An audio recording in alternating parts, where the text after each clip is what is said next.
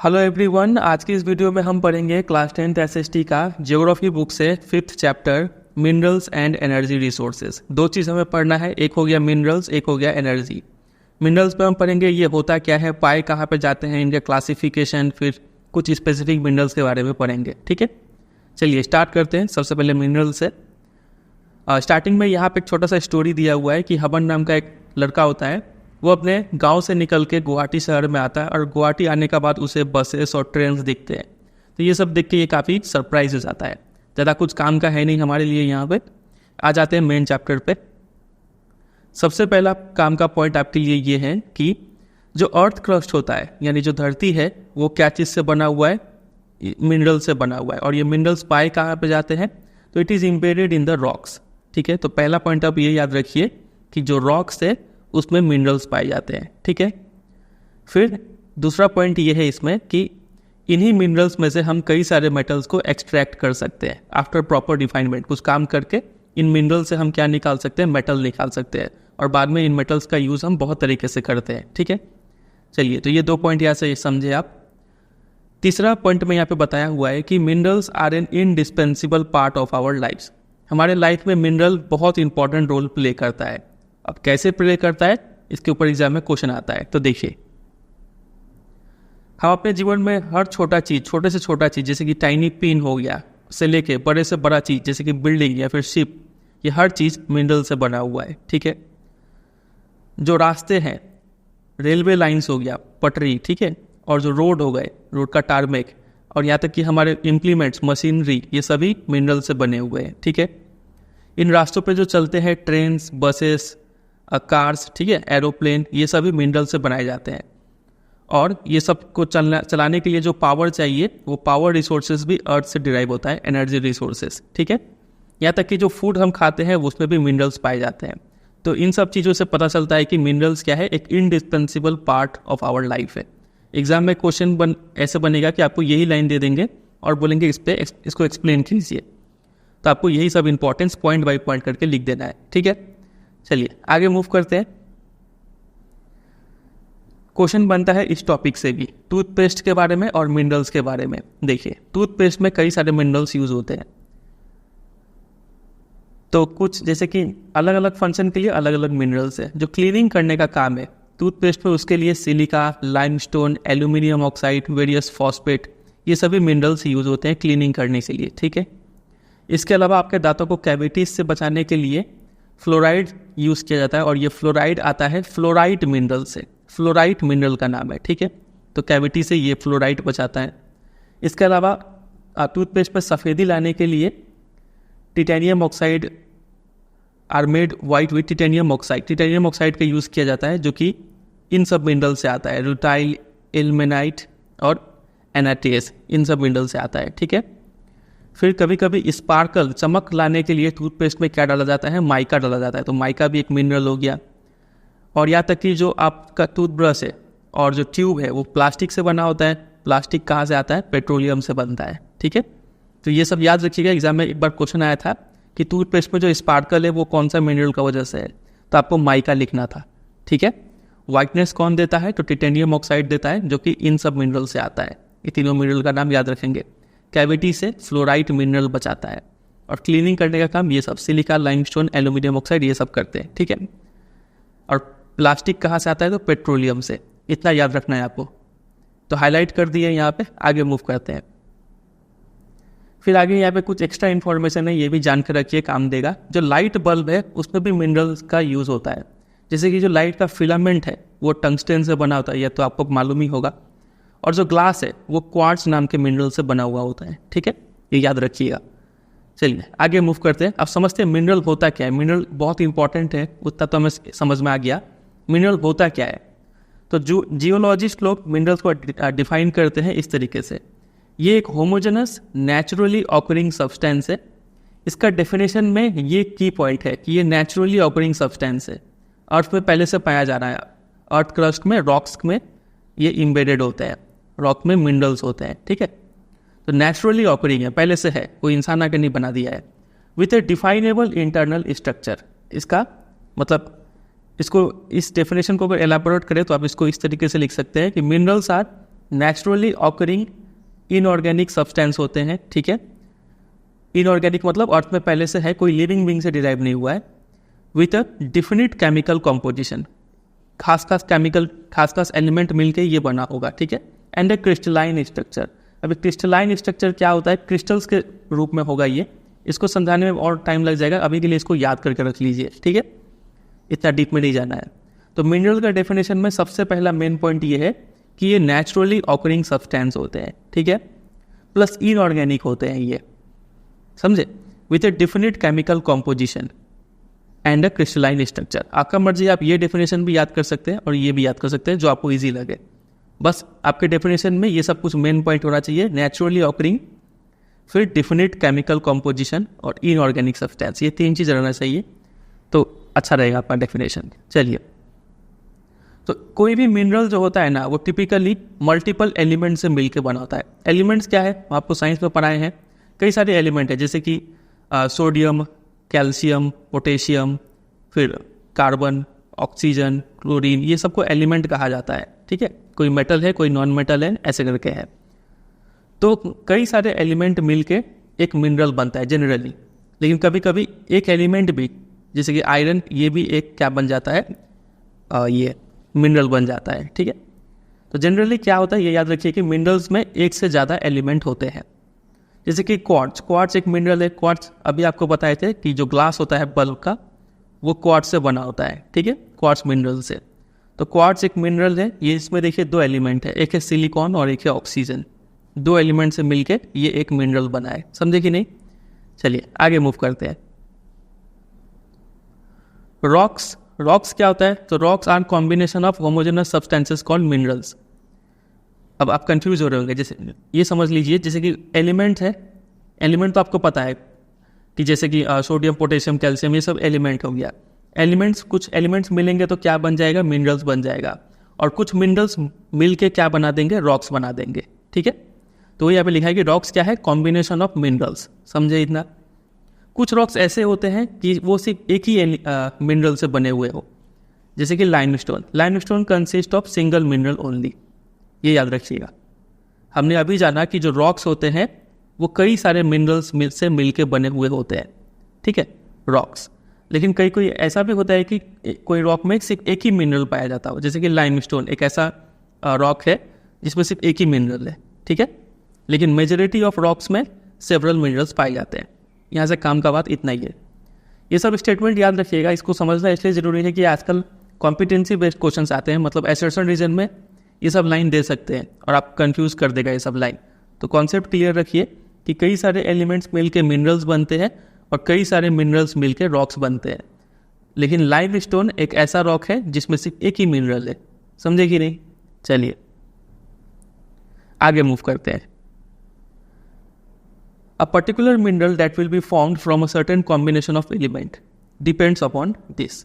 बोला जा रहा है कि एक मिनरल क्या से मिलके बना होता है, तो आप बोलेंगे एलिमेंट से, है कि नहीं। तो एक मिनरल में कौन सा एलिमेंट होगा, ये डिपेंड करता है इन 2 चीज़ों पे, physical and chemical condition under which the mineral forms. वो किस कंडीशन में फॉर्म हुआ है, वहाँ पे फिजिकल और केमिकल कंडीशन क्या था, उस पर डिपेंड करेगा कि वो मिनरल में कौन सा एलिमेंट होगा। इसको अंडरलाइन इसलिए करके रखें क्योंकि एक बार ये क्वेश्चन आ चुका है बोर्ड एग्जाम में, ठीक है। यही पूछा गया था कि क्या चीज़ पर डिपेंड करता है, बस इतना लिखना था आपको कि depends on physical and chemical conditions under which the mineral forms. समझ गए। चलिए आगे, यहाँ पे कुछ एक्स्ट्रा ज्ञान है। दो तरह के लोग होते हैं, एक होते हैं जियोलॉजिस्ट, एक होते हैं जियोग्राफर। ये दोनों ही लोग मिनरल्स को स्टडी करते हैं, लेकिन फोकस अलग अलग होता है दोनों का। जियोग्राफर लोग जब मिनरल स्टडी करते हैं तो इनका मेन एम होता है कि ये पता करना डिस्ट्रीब्यूशन, कि अर्थ में कौन से जगह पे कौन सा मिनरल पाया जाता है, और इकोनॉमिक इम्पोर्टेंस, कि वहाँ पे उस मिनरल से क्या क्या काम लिया जाता है, ठीक है। तो ये चीज़ जियोग्राफर लोग स्टडी करते हैं। जियोलॉजिस्ट लोग जब मिनरल्स स्टडी करते हैं तो इनका मेन एम होता है ये सब पता करना कि ये मिनरल बना कैसे, कितना पुराना ये मिनरल है, इसका फिजिकल और केमिकल कॉम्पोजिशन कैसा है, ये सब पे इनका फोकस रहता है, ठीक है। तो ये भी याद रखिएगा, क्वेश्चन आ सकता है। अब आते हैं क्लासिफिकेशन ऑफ मिनरल्स को कैसे क्लासीफाई किया जाता है। तो 3 तरीके से क्लासीफाई कर सकते हैं मिनरल्स को। एक होता है मेटेलिक मिनरल्स, एक होता है नॉन मेटेलिक मिनरल्स और एक होता है एनर्जी मिनरल्स। ठीक है, मेटेलिक मिनरल्स में भी 3 क्लासिफिकेशन है, एक फेरस मतलब आयरन वाला मिनरल, एक नॉन फेरस बिना आयरन वाला मिनरल और एक प्रीशियस कीमती मिनरल। ठीक है, फेरस मिनरल में आते हैं आपके आयरन और मैंगनीज, निकल, कोबाल्ट, ये सब जिसमें आयरन कहीं ना कहीं होगा। ठीक है, और नॉन फेरस में कॉपर, लीड, टीन, बॉक्साइट, ये सब नॉन फेरस है। प्रीशियस में समझ में आ गया gold, silver, platinum. Non metallic में माइका, सॉल्ट, पोटास, यही माइका जो स्पार्कल लाता है टूथपेस्ट में, ग्रेनाइट, लाइमस्टोन, मार्बल, सैंडस्टोन, ये सब। लाइमस्टोन कुछ याद आ रहा है लाइमस्टोन से, ये ऐसा है जो मतलब ऐसा रॉक, उस रॉक में सिर्फ एक ही मिनरल होगा, लाइमस्टोन। ठीक है, एनर्जी मिनरल तो कोल, पेट्रोलियम, नेचुरल गैस, ये सब हो गए एनर्जी मिनरल। इस पर फोकस इसलिए दे रहे हैं क्योंकि एग्जाम में कई बार क्वेश्चन आता है कि फिल इन द ब्लैंक्स में बोलेंगे कि एक एग्जाम्पल दो फेरस मिनरल का, तो आपको ये सब पता होना चाहिए।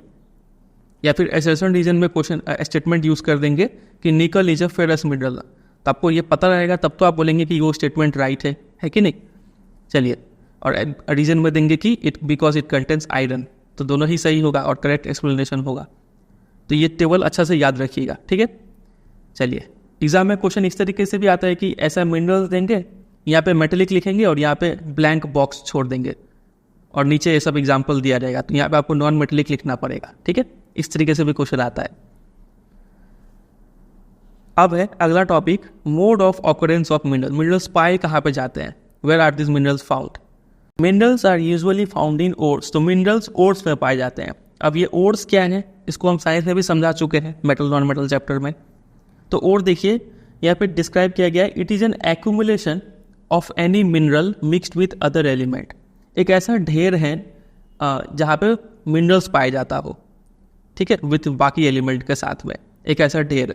अब ये ढेर में कुछ कंडीशन होना चाहिए, क्योंकि मिनरल्स तो हर जगह पाया जाता है, तो हर जगह को ओर्स तो नहीं कहते हैं, कुछ कंडीशन फुलफिल होना चाहिए। वो कंडीशन ये है कि the mineral content of the ore must be in sufficient concentration, कि एक जो ढेर है यहाँ पे, एक खास मिनरल यहाँ पे अच्छा खासा अमाउंट में होना चाहिए। ठीक है, ताकि आप गाड़ी वगैरह लेके आए, ड्रिल मशीन लेके आए और खुदाई करें तो आपको अच्छा खासा क्वांटिटी में वो मिनरल मिले। ऐसा नहीं कि खोदने का बाद खर्चा ही ज़्यादा हो जाए और मिनरल का वैल्यू बहुत कम हो। ठीक है, तो पहला कंडीशन है कि वहाँ पे वो मिनरल अच्छा खासा अमाउंट में होना चाहिए ताकि वो कमर्शियली वायबल हो, यानी कॉस्ट के तुलना में बेनिफिट ज़्यादा हो। इसके बाद द टाइप ऑफ फॉर्मेशन और structure in which they are found determine the relative ease with which mineral ores may be mined. अब एक बार आपको ओर मिल गया, ओर समझ गए, एक ऐसा ढेर, मतलब ओर का डेफिनेशन आप इतना याद रखिए कि एन एक्यूमुलेशन, यहाँ से an accumulation of any mineral mix with other element plus the mineral content of the ore must be in sufficient concentration. ठीक है, to make its extraction commercially viable. ये हो गया ओर्स का डेफिनेशन, समझ भी गए। अब दूसरा पॉइंट यहाँ पे ये है कि द टाइप ऑफ फॉर्मेशन, वो मिनरल किस जगह पे है, किस स्ट्रक्चर में वो मिनरल दबा हुआ है। ठीक है, ये डिटरमाइन करता है कि कितना मेहनत लगेगा आपको निकालने में उस मिनरल को, प्लस कॉस्ट कितना पड़ेगा। ठीक है, तो खर्चा और मेहनत, ये दोनों चीज़ कितना लगेगा आपका उस मिनरल को निकालने में, ये डिपेंड करता है कि वो किस टाइप के फॉर्मेशन में है, किस स्ट्रक्चर में है, किसी बहुत बड़े पत्थर के नीचे है कि कहाँ पे, कि ओशन में है। तो अब यही चीज़ हम यहाँ पे पढ़ने वाले हैं कि मिनरल्स कैसे कैसे स्ट्रक्चर में पाए जाते हैं। ठीक है, minerals generally occur in these forms. अब यहाँ पे 5 फॉर्मेशन बताए गए हैं, 1, 2, 3 और यहाँ पे है चौथा और 5वां। ठीक है, 5 फॉर्मेशन बताए गए हैं जहाँ पे मिनरल्स पाए जाते हैं। एक बार ब्रीफ में समझ लेते हैं ताकि एक आइडिया मिल जाए। पहला तो एक रॉक होता है इग्नस एंड मेटामॉर्फिक, ये 2 टाइप के रॉक में ये मिनरल्स पाए जाते हैं। दूसरा हो गया सेडिमेंट्री रॉक्स में पाए जाते हैं।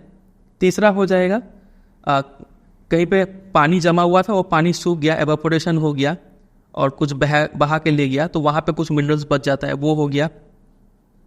चौथा हो गया वैली में पाए जाते हैं मिनरल्स, और 5वां हो गया ओशन में पाए जाते हैं मिनरल्स। चलिए एक एक करके सबको डिटेल में समझते हैं।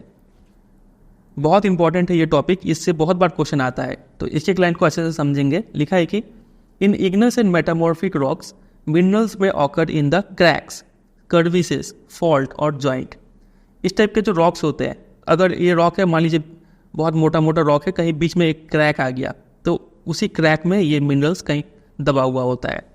क्रैक, फॉल्ट, जॉइंट, ये सब अलग अलग टाइप का क्रैक ही है, ठीक है। यहाँ पे ये मिनरल्स दबे हुए पाए जाते हैं।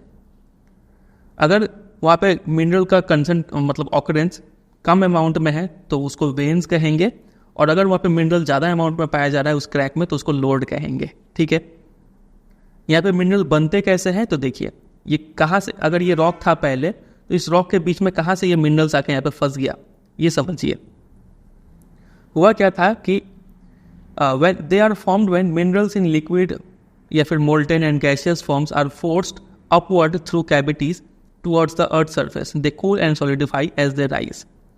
जैसे कि ये मान लीजिए अर्थ क्रस्ट है, तो अंदर में तो काफ़ी हीट होता है अर्थ के कोर में, तो यहाँ पे जब ये मिनरल्स पिघला हुआ अवस्था में, लिक्विड अवस्था में या फिर गैसियस अवस्था में जब किसी प्रेशर की वजह से ऊपर आ रहे थे तो ऊपर आते आते ठंडा हो गए, कूल हो गए और सॉलिडिफाई हो गए। कूल और सॉलिडिफाई होने के कारण ये यहाँ पे आकर जम गए, तो इसी रॉक में के अंदर ये इम्बेड हो गए, ठीक है। तो वही लिखा है यहाँ पे, they cool and solidify as they rise. तो कौन से मिनरल्स इस तरीके के फॉर्मेशन में पाए जाते हैं, तो वो है tin, copper, zinc, lead. Very very very important ये चारों एग्जाम्पल, ठीक है। एग्जाम में क्वेश्चन ऐसा आएगा कि लोड्स और वेन्स में किस टाइप के कौन से मिनरल्स पाए जाते हैं, एग्जाम्पल दीजिए। तो ये टिन, कॉपर, जिंक, लेड, ये 4 एग्जाम्पल याद रखना है आपको, ठीक है। फिर क्वेश्चन ऐसा भी बनेगा कि explain the formation of minerals in igneous and metamorphic rock.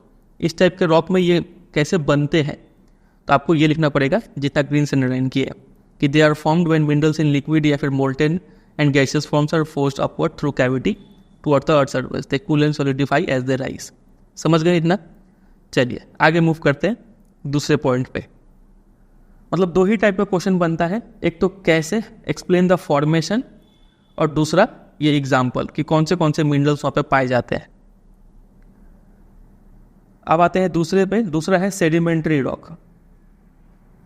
In sedimentary rocks a number of minerals occur in bed या फिर लेयर्स। इसमें लेयर्स में पाए जाते हैं, जैसे कि ये कोई सेडिमेंट्री रॉक है, इसके बीच में कोई लेयर में ये मिनरल्स दबा हुआ मिलेगा।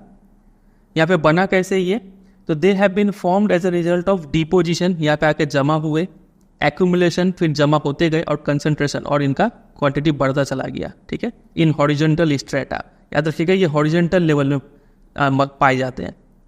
ऊपर वाला क्या था, इग्नस, ये ऐसे क्रैक्स में पाए जा रहे थे, वर्टिकल था, लेकिन सेडिमेंट्री रॉक्स में हॉरिजॉन्टल लेयर में पाए जाते हैं। इस तरीके के लेयर में पाए जाएंगे मिनरल्स, ठीक है। Coal and some forms of iron ore have been concentrated as a result of long period under great heat and pressure।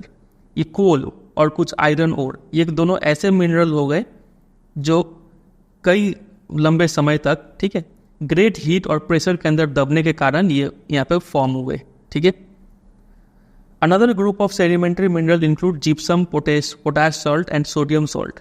They are formed as a result of evaporation, especially in arid region. जो dry area था वहाँ पे पानी सूख गया, पानी evaporate हो गया, तो वहाँ पे एवापोरेशन का बाद इस टाइप के मिनरल्स फॉर्म हुए, gypsum, potash salt, sodium salt पाए जाने लगे, ठीक है, इस सेडिमेंट्री रॉक में। सेडिमेंट्री रॉक है, यहाँ पे कहीं पे बीच में पानी वगैरह जमा होगा, एवापोरेशन हुआ, पानी उड़ गया, तो इस मिनरल का यहाँ पे फॉर्मेशन हो गया, ठीक है।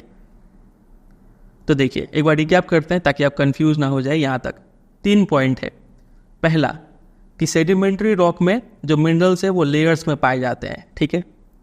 दूसरा पॉइंट है कि ये बने कैसे, तो डिपोजिशन, एक्यूमुलेशन, कंसंट्रेशन से बने हैं, ठीक है। तीसरा पॉइंट है कि कुछ मिनरल ऐसे हैं जो हीट और प्रेशर कई लंबे समय तक झेले तब वो मिनरल का फॉर्मेशन हुआ, उसके एग्जाम्पल हो गए कोल एंड आयरन, ठीक है। और चौथा पॉइंट ये है कि कुछ मिनरल ऐसे हैं जो एवापोरेशन के कारण बने, इसका एग्जाम्पल हो गया gypsum, potash salt, sodium salt. ये बहुत इंपॉर्टेंट है, इस चौथा पॉइंट, इसके ऊपर आया है क्वेश्चन पहले। समझ गए चारों पॉइंट? चलिए आगे मूव करते हैं तीसरे पे। Another mode of formation involves the decomposition of surface rocks and removal of soluble constituents leaving a residual mass of weathered material। पहले क्या हुआ, जो सरफेस रॉक था, ऊपर में जो रॉक था वो डिकम्पोज हो गया, धूप पड़ने का वजह से, पानी पड़ने का वजह से ये रॉक टूटने लगा, ठीक है। और जो सॉल्यूबल कॉन्स्टिट्यूएंट थे जो पानी में घुल सकते थे वो बारिश के कारण घुल के बह गए, ठीक है। तो बच गया क्या, living residual mass of weathered material containing ore. तो जो बचा हुआ मटेरियल बना उसी में जो बचा हुआ मटेरियल यहाँ पे है उसी में क्या है, ओर है। तो एक ऐसा मिनरल है जैसे बॉक्साइट, वो इसी तरीके से फॉर्म हुआ है, समझे कि नहीं। तो ये याद रखिएगा, एग्जाम में सीधा क्वेश्चन पूछेंगे कि एक ऐसा मिनरल का एग्जाम्पल दो जो residual mass of weathered material है, तो बॉक्साइट देना पड़ेगा, ठीक है। चलिए तीसरा भी हो गया, चौथा पे आ जाइए। चौथा है सर्टेन मिनरल्स में occur as alluvial deposit in sands of valley floor and base of hills. Alluvial deposit क्या होता है, तो ये सेडिमेंट होते हैं that have been transported and deposited by water, मतलब रिवर अपने साथ जो मिट्टी बहा के ले जाती है उसी को एलुवियल डिपॉजिट कहते हैं। तो इस मिट्टी में भी, ये मिट्टी कहाँ जाके जमा होती है, तो इन सैंड्स ऑफ वैली फ्लोर। तो वैली है जो डाउन एरिया है दो हिल के बीच में, या फिर कहीं पे भी जो डाउन एरिया होता है उसको वैली कहते हैं, ठीक है। तो यहाँ पे जो ये लैंड है, यहाँ पे जो मिट्टी जमा हुआ जो नदी बहा के ले गई थी, and at the base of hills, ठीक है, यहाँ पे ये मिनरल्स पाए जाते हैं। ऐसे डिपॉजिट को कहा जाता है प्लेसर डिपॉजिट। एग्जाम में इसका डेफिनेशन पूछते हैं कि डिफाइन प्लेसर डिपॉजिट, तो आपको ये पूरा यहाँ से यहाँ तक लिखना पड़ेगा, ठीक है। तो इसमें कौन से मिनरल्स पाए जाते हैं, तो प्रीशियस जैसे कि गोल्ड, सिल्वर, टिन, प्लैटिनम, ये सब precious metals, precious minerals प्लेसर deposit में पाए जाते हैं, ठीक है। पीपी से याद रखिएगा, प्रीशियस मिनरल्स और प्लेसर डिपॉजिट, रहेगा इतना याद। चलिए आगे मूव करते हैं पांचवा पे। पांचवा तरीका है ये ओशन वाटर्स। ओशन वाटर में भी कई सारे मिनरल्स पाए जाते हैं, जैसे कि कॉमन सॉल्ट, मैग्नीशियम, ब्रोमीन, ये सब ओशन वाटर में पाए जाते हैं। और एक हो गया ओशन बेड। ये अगर ओशन है, एक तो पानी हो गया, एक हो गया बेड, नीचे का जमीन, ठीक है। वो भी उसमें क्या पाए जाते हैं, मैंगनीज। याद रखिए ये मैग्नीशियम है, ये मैंगनीज है। तो बेड में मैंगनीज और वाटर में मैग्नीशियम, कॉमन सॉल्ट, ब्रोमीन, ये सब मिलते हैं। याद रहेगा इतना पांचों फॉर्मेशन। चलिए एक बार रिकैप कर देते हैं ताकि आप भूले ना, क्योंकि इतना इंपॉर्टेंट है इसलिए इसमें टाइम इन्वेस्ट कर रहे हैं। पहला था इग्नेस एंड मेटामॉर्फिक रॉक्स। इसमें क्रैक्स में पाए जाते हैं वर्टिकल लेवल पे, ठीक है। छोटा अमाउंट में है तो वेन्स बोलेंगे, बड़ा अमाउंट में मिनरल है तो लोड्स बोलेंगे, ठीक है। कैसे बना ये, तो जब लिक्विड या फिर गैसियस मिनरल जब ऊपर आ रहा था तो ऊपर आके ठंडा होकर जम गए, ठीक है। तो ये वहीं पे मिनरल्स पाए जाने लगे। इसका एग्जाम्पल हो गया टीन, कॉपर, जिंक, लेड, ये सब। सेडिमेंट्री रॉक्स में जो मिनरल्स है वो लेयर्स में मिलते हैं।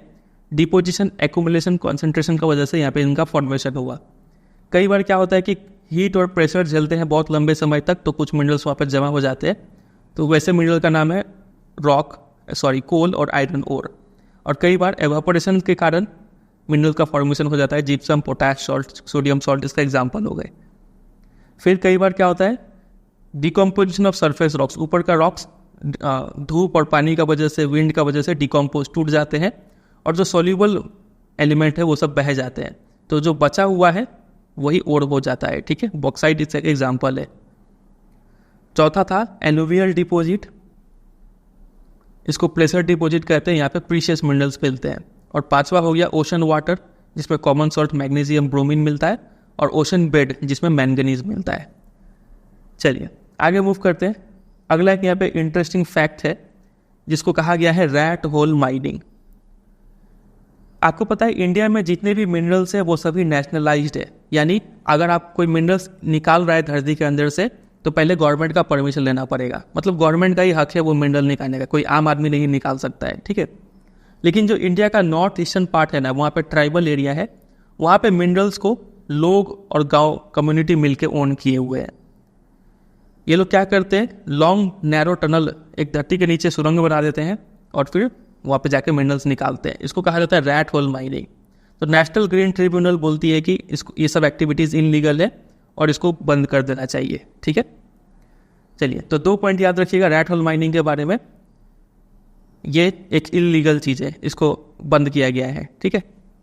कहाँ पे प्रैक्टिस होता है, तो नॉर्थ ईस्टर्न इंडिया के ट्राइबल एरियाज़ में, बस। और तो कुछ है नहीं काम का। आगे मूव करते हैं।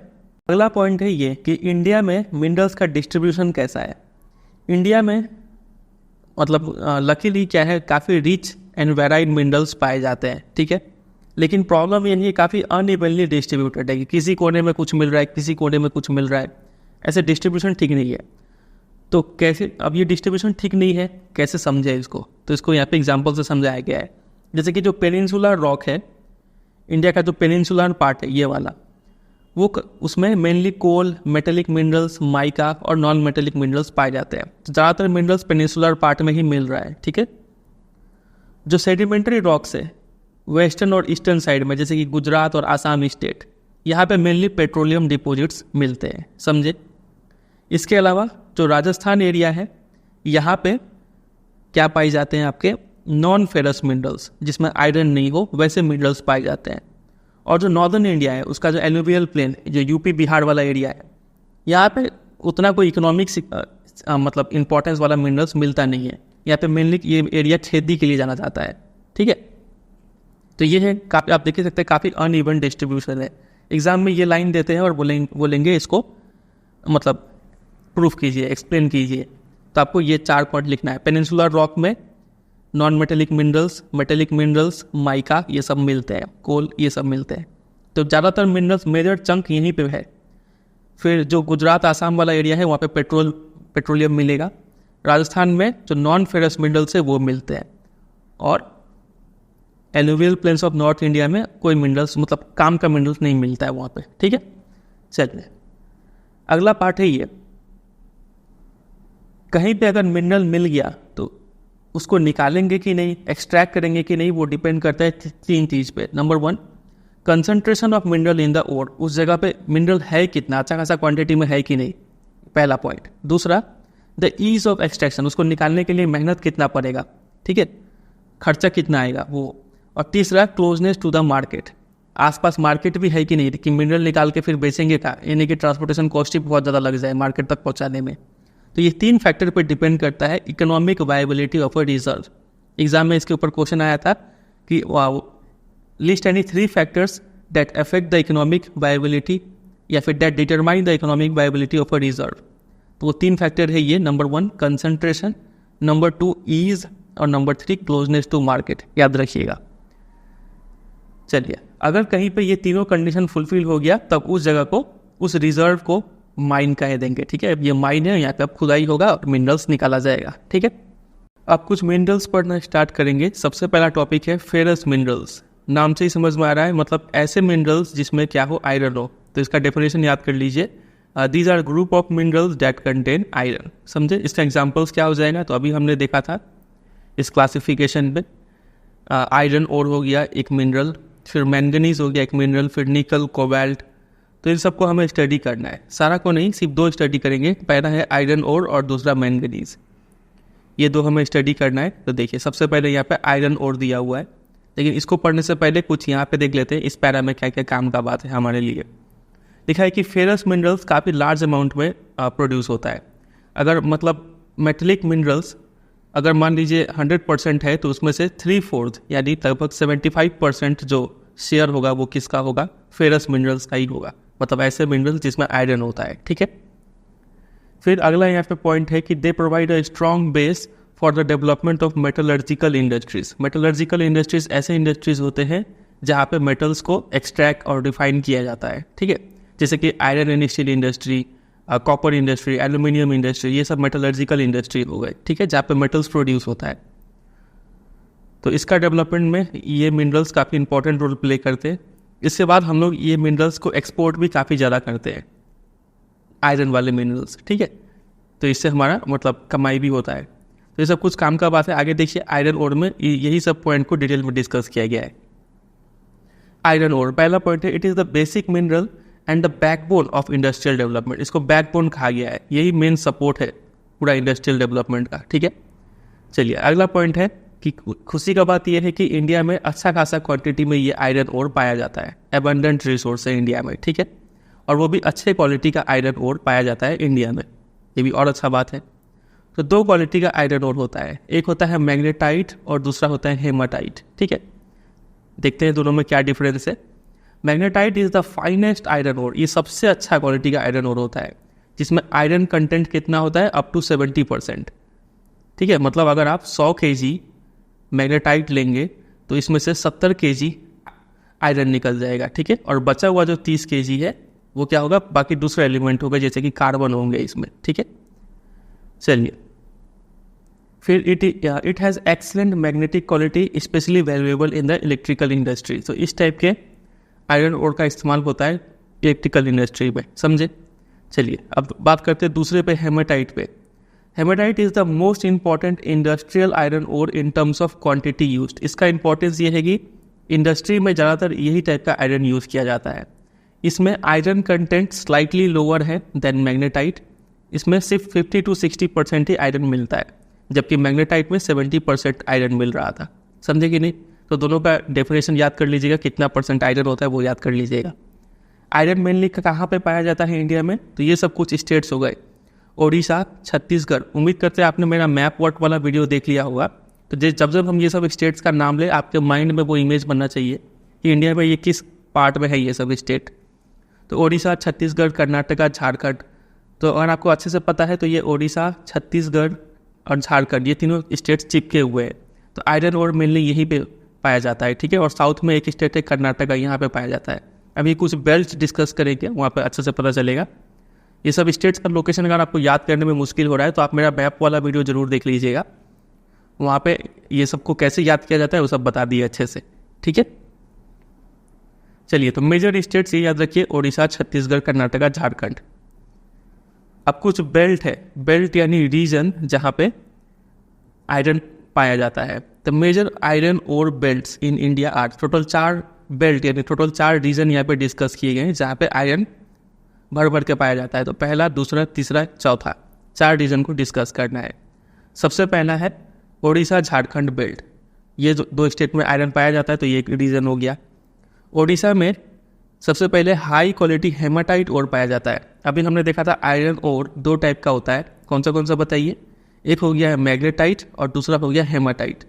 तो ओडिशा में ये हेमाटाइट जिसमें कार्बन कंटेंट थोड़ा कम होता है, कितना बताइए, तो 50 to 60%। मैग्नेटाइट में कितना होता है, अभी हमने पढ़ा 70% आयरन कंटेंट होता है। तो ओडिशा में हाई ग्रेड हेमाटाइट ओर पाया जाता है, ठीक है। कहाँ पे, तो ये 2 डिस्ट्रिक्ट है, मयूरभंज एंड केंदुझार डिस्ट्रिक्ट, ये 2 डिस्ट्रिक्ट में पाया जाता है ओडिशा में, ठीक है। ये तो हो गया ओडिशा का। झारखंड में कहाँ पाया जाता है, तो झारखंड में एक डिस्ट्रिक्ट है जिसका नाम है सिंहभूम डिस्ट्रिक्ट। तो यहाँ पे झारखंड में पाया जाता है, ठीक है, हेमाटाइट आयरन ओर। क्लियर है। चलिए, जितना लाइन की है उतना ही याद करना है। दूसरा बेल्ट, अच्छा इसको मैप से भी देख लेते हैं, ये ओडिशा झारखंड बेल्ट कहाँ पे है। तो ये आप देख सकते हैं, ये है ओडिशा स्टेट और ये झारखंड। तो ये जो बेल्ट है, ये जो शेड किया हुआ है, ये एक बेल्ट हो गया। टोटल यहाँ पे 4 बेल्ट देख सकते हैं, ये दूसरा, ये तीसरा और ये चौथा। चारों को डिस्कस करना है। पहला हमने ये पढ़ा, ओडिशा झारखंड बेल्ट। तो यहाँ से जो भी आयरन निकलता है ना, तो आप देखेंगे पास में एक पोर्ट है, जो भी ये स्क्वायर शेप का ये दिखाया हुआ है आइकन, वो है आयरन ओर एक्सपोर्टिंग पोर्ट। यहाँ से जो भी आयरन ओर निकलता है वो सबको यहाँ पे लाया जाता है इस पोर्ट पे, पारादीप पोर्ट में, और इसको फिर एक्सपोर्ट किया जाता है दूसरे कंट्रीज में, ठीक है, ये याद रखिएगा। चलिए, दूसरा जो बेल्ट है वो है दुर्ग बस्तर चंद्रपुर बेल्ट। ये कौन से स्टेट्स में फॉल करता है, तो ये छत्तीसगढ़ और महाराष्ट्र स्टेट। देख लेते हैं कहाँ है छत्तीसगढ़ और महाराष्ट्र। तो ये आप देखेंगे, ये है महाराष्ट्र स्टेट। तो यहाँ पे इसका पार्ट, और ये छत्तीसगढ़ स्टेट है, उसका पार्ट यहाँ पे, ये वाला बेल्ट को डिस्कस किया जा रहा है। तो this belt lies in Chhattisgarh and Maharashtra state, ठीक है। यहाँ पे भी वेरी हाई ग्रेड हेमाटाइट, ऊपर में भी हेमाटाइट और यहाँ पे भी हेमाटाइट और पाया जाता है। एक डिस्ट्रिक्ट है छत्तीसगढ़ में जिसका नाम है बस्तर डिस्ट्रिक्ट। यहाँ पे बहुत फेमस रेंज ऑफ हिल्स है जिसको बोलते हैं बैलडीला, और हम लोग हिंदी में एक जो बैल है उसको भी मतलब ऑक्स को बैल बोलते हैं, ठीक है। तो अगर आप कभी बैल को देखे होंगे तो उसका कंधे पर ऐसा एक हम्प होता है। तो चूंकि ये जो रेंज ऑफ हिल्स है इसका शेप भी ऐसे ही हम्प जैसा था, इसीलिए इस हिल का नाम पड़ गया बैलडीला, ठीक है। यही चीज़ यहाँ पे लिखा हुआ था इंटरेस्टिंग फैक्ट में, इस बॉक्स में, Bailadila. It looks like the hump of an ox, hence it's name, इसलिए इसका नाम बैलाडीला पड़ गया। तो वो तो अलग बात है, ये याद रखिएगा कि छत्तीसगढ़ में जो बस्तर डिस्ट्रिक्ट है वहाँ पे ये बैलाडीला रेंज ऑफ हिल्स में very high grade hematite iron ore पाया जाता है, ठीक है। इसके अलावा it has the best physical property needed for steel making. Steel बनता है आयरन आयरन, स्टील बनने के लिए आयरन चाहिए, तो ये आयरन बेस्ट क्वालिटी माना जाता है स्टील बनाने के लिए। फिर यहाँ से जो भी आयरन निकलता है इस बेल्ट से, उसको एक्सपोर्ट किया जाता है जापान और साउथ कोरिया जैसे कंट्रीज़ में थ्रू विशाखापट्टनम पोर्ट। एक बार मैप में देख लेते हैं। इसमें मैप में ज़्यादा जोर इसलिए दे रहे हैं क्योंकि ये सब चीज़ मैप पॉइंटिंग में भी है सिलेबस में, मैप वाले वीडियो में हम बता चुके हैं। तो इसको आप चैप्टर से रिलेट करके समझेंगे तो आपके लिए याद करना ईजी पड़ेगा। तो यहाँ से जो भी निकला आयरन ओर वो साउथ कोरिया और जापान जैसे कंट्रीज़ को एक्सपोर्ट किया जाएगा ये विशाखापट्टनम पोर्ट से। समझे कि नहीं?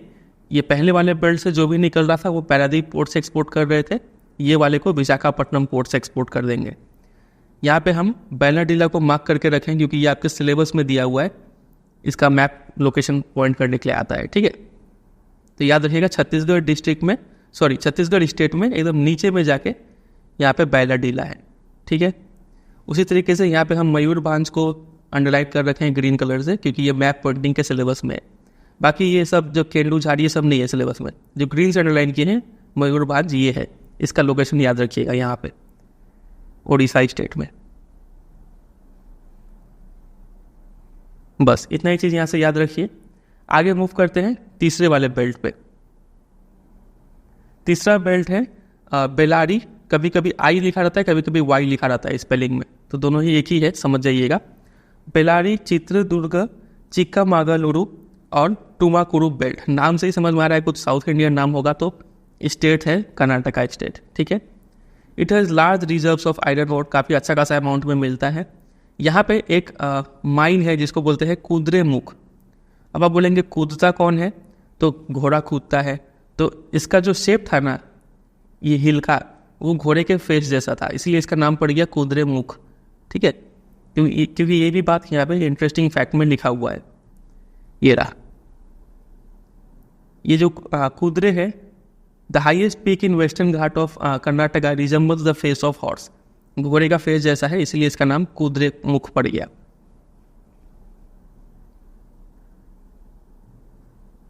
The Kudremukh mines located in the western घाट of Karnataka are 100% export unit. यहाँ से जो भी आयरन ओर निकलता है वो पूरा का पूरा एक्सपोर्ट कर दिया जाता है और ये पूरा वर्ल्ड फेमस है। इस यहाँ पे जो आयरन ओर निकलता है उसको स्लरी के रूप में, स्लरी मतलब सॉलिड प्लस लिक्विड, ठीक है, क्योंकि चूंकि इसको पाइपलाइन से ट्रांसपोर्ट किया जाता है तो सिर्फ सॉलिड रहेगा तो ट्रांसपोर्ट करने में मुश्किल होगा, इसलिए इसको लिक्विड ही बना के थोड़ा पानी वगैरह डाल के गीला करके लिक्विड के रूप, स्लरी के रूप में ट्रांसपोर्ट किया जाता है नियरेस्ट पोर्ट में जो कि है मंगलुरु। फिर मंगलुरु से एक्सपोर्ट कर दिया जाता है। समझे कि नहीं? चलिए यहाँ पे एक बार देख लेते हैं मैप में। यहाँ पे इस बेल्ट का बात हो रहा है, ठीक है, बेलारी और ये जो भी है। तो यहाँ से जो भी आयरन ओर निकला ये मंगलुरु पोर्ट के जरिए एक्सपोर्ट किया जाता है। समझे? तो यहाँ पे वेस्टर्न घाट होता है इस साइड में ईस्टर्न घाट होता है। तो वेस्टर्न घाट में ये एक माइन है कुद्रेमुख, ये याद रखिएगा, ठीक है। इसका मैप पॉइंटिंग में भी जिक्र है तो इसलिए यहाँ पे ग्रीन से अंडरलाइन कर दिए है। आगे मूव करते हैं। यहाँ से इतना याद रखना था तीसरे वाले बेल्ट से। अब आइए चौथे बेल्ट पे जो कि है Maharashtra Goa belt. It includes the state of Goa और महाराष्ट्र, दो स्टेट का नाम तो यहीं पे दिया हुआ है।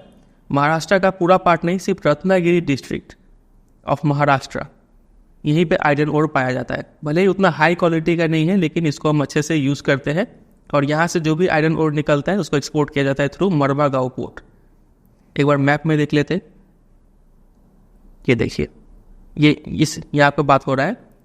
तो महाराष्ट्र का रत्नागिरी डिस्ट्रिक्ट और गोवा स्टेट से जो भी निकलता है आयरन ओर वो मरवागांव पोर्ट के जरिए एक्सपोर्ट किया जाता है, ठीक है। तो ये 4 बेल्ट हो गया, चारों को अच्छे से याद कर लेना है, एग्जाम में डायरेक्ट क्वेश्चन आता है, ठीक है।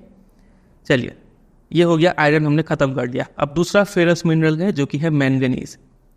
आयरन को हमने डिटेल में पढ़ा, मैंगनीज उतना डिटेल में यहाँ पे नहीं दिया हुआ है, सिर्फ इसका यूज़ याद रखिए कि इसका यूज़ क्या होता है। तो it is use in the manufacturing of steel. Steel बनने के लिए आयरन भी चाहिए और मैंगनीज जैसे भी कुछ मिनरल चाहिए। फेरो मैंगनीज एलॉय, तो ये 2 चीज़ बनाने में मैंगनीज का यूज़ होता है। फेरो मतलब आयरन और मैंगनीज, ये दोनों मिलकर जो भी एलॉय बनता है उसमें इसका यूज़ होता है, ठीक है। फिर it is also use in manufacturing of bleaching powder, insecticides, paints. तो ये सब कुछ इसका यूज़ है, ये याद रख लेना है आपको सिंपली। और बात करें अगर लोकेशन का कि कहाँ पे ये मैंगनीज मिलता है, तो जहाँ जहाँ पे आयरन मिल रहा था वहीं वहीं पे मैंगनीज भी मिलेगा, वही सब स्टेट्स में। जैसे कि आपका ये हो गया उड़ीसा, कर्नाटका, महाराष्ट्र, मध्य प्रदेश, ये सब जगह पे आयरन मिलता है, सॉरी मैंगनीज मिलता है। बस मैंगनीज के बारे में इतना ही चीज़ लिखा हुआ है। और यहाँ पे एक बोला क्या था कि अगर आप मैप में देखेंगे कि जहाँ जहाँ पे आयरन मिल रहा है नियरली उसी के आसपास में मैंगनीज भी मिलेगा। मैंगनीज को इस आइकन से दिखाया हुआ है। अब देखेंगे यहाँ पे आयरन मिल रहा है तो इसके ठीक बगल में यहाँ पे मैंगनीज भी मिल रहा है, यहाँ पे भी मैंगनीज मिल रहा है आयरन के पास में, यहाँ पे भी मैंगनीज आयरन के पास में, यहाँ पे भी मैंगनीज। ठीक है,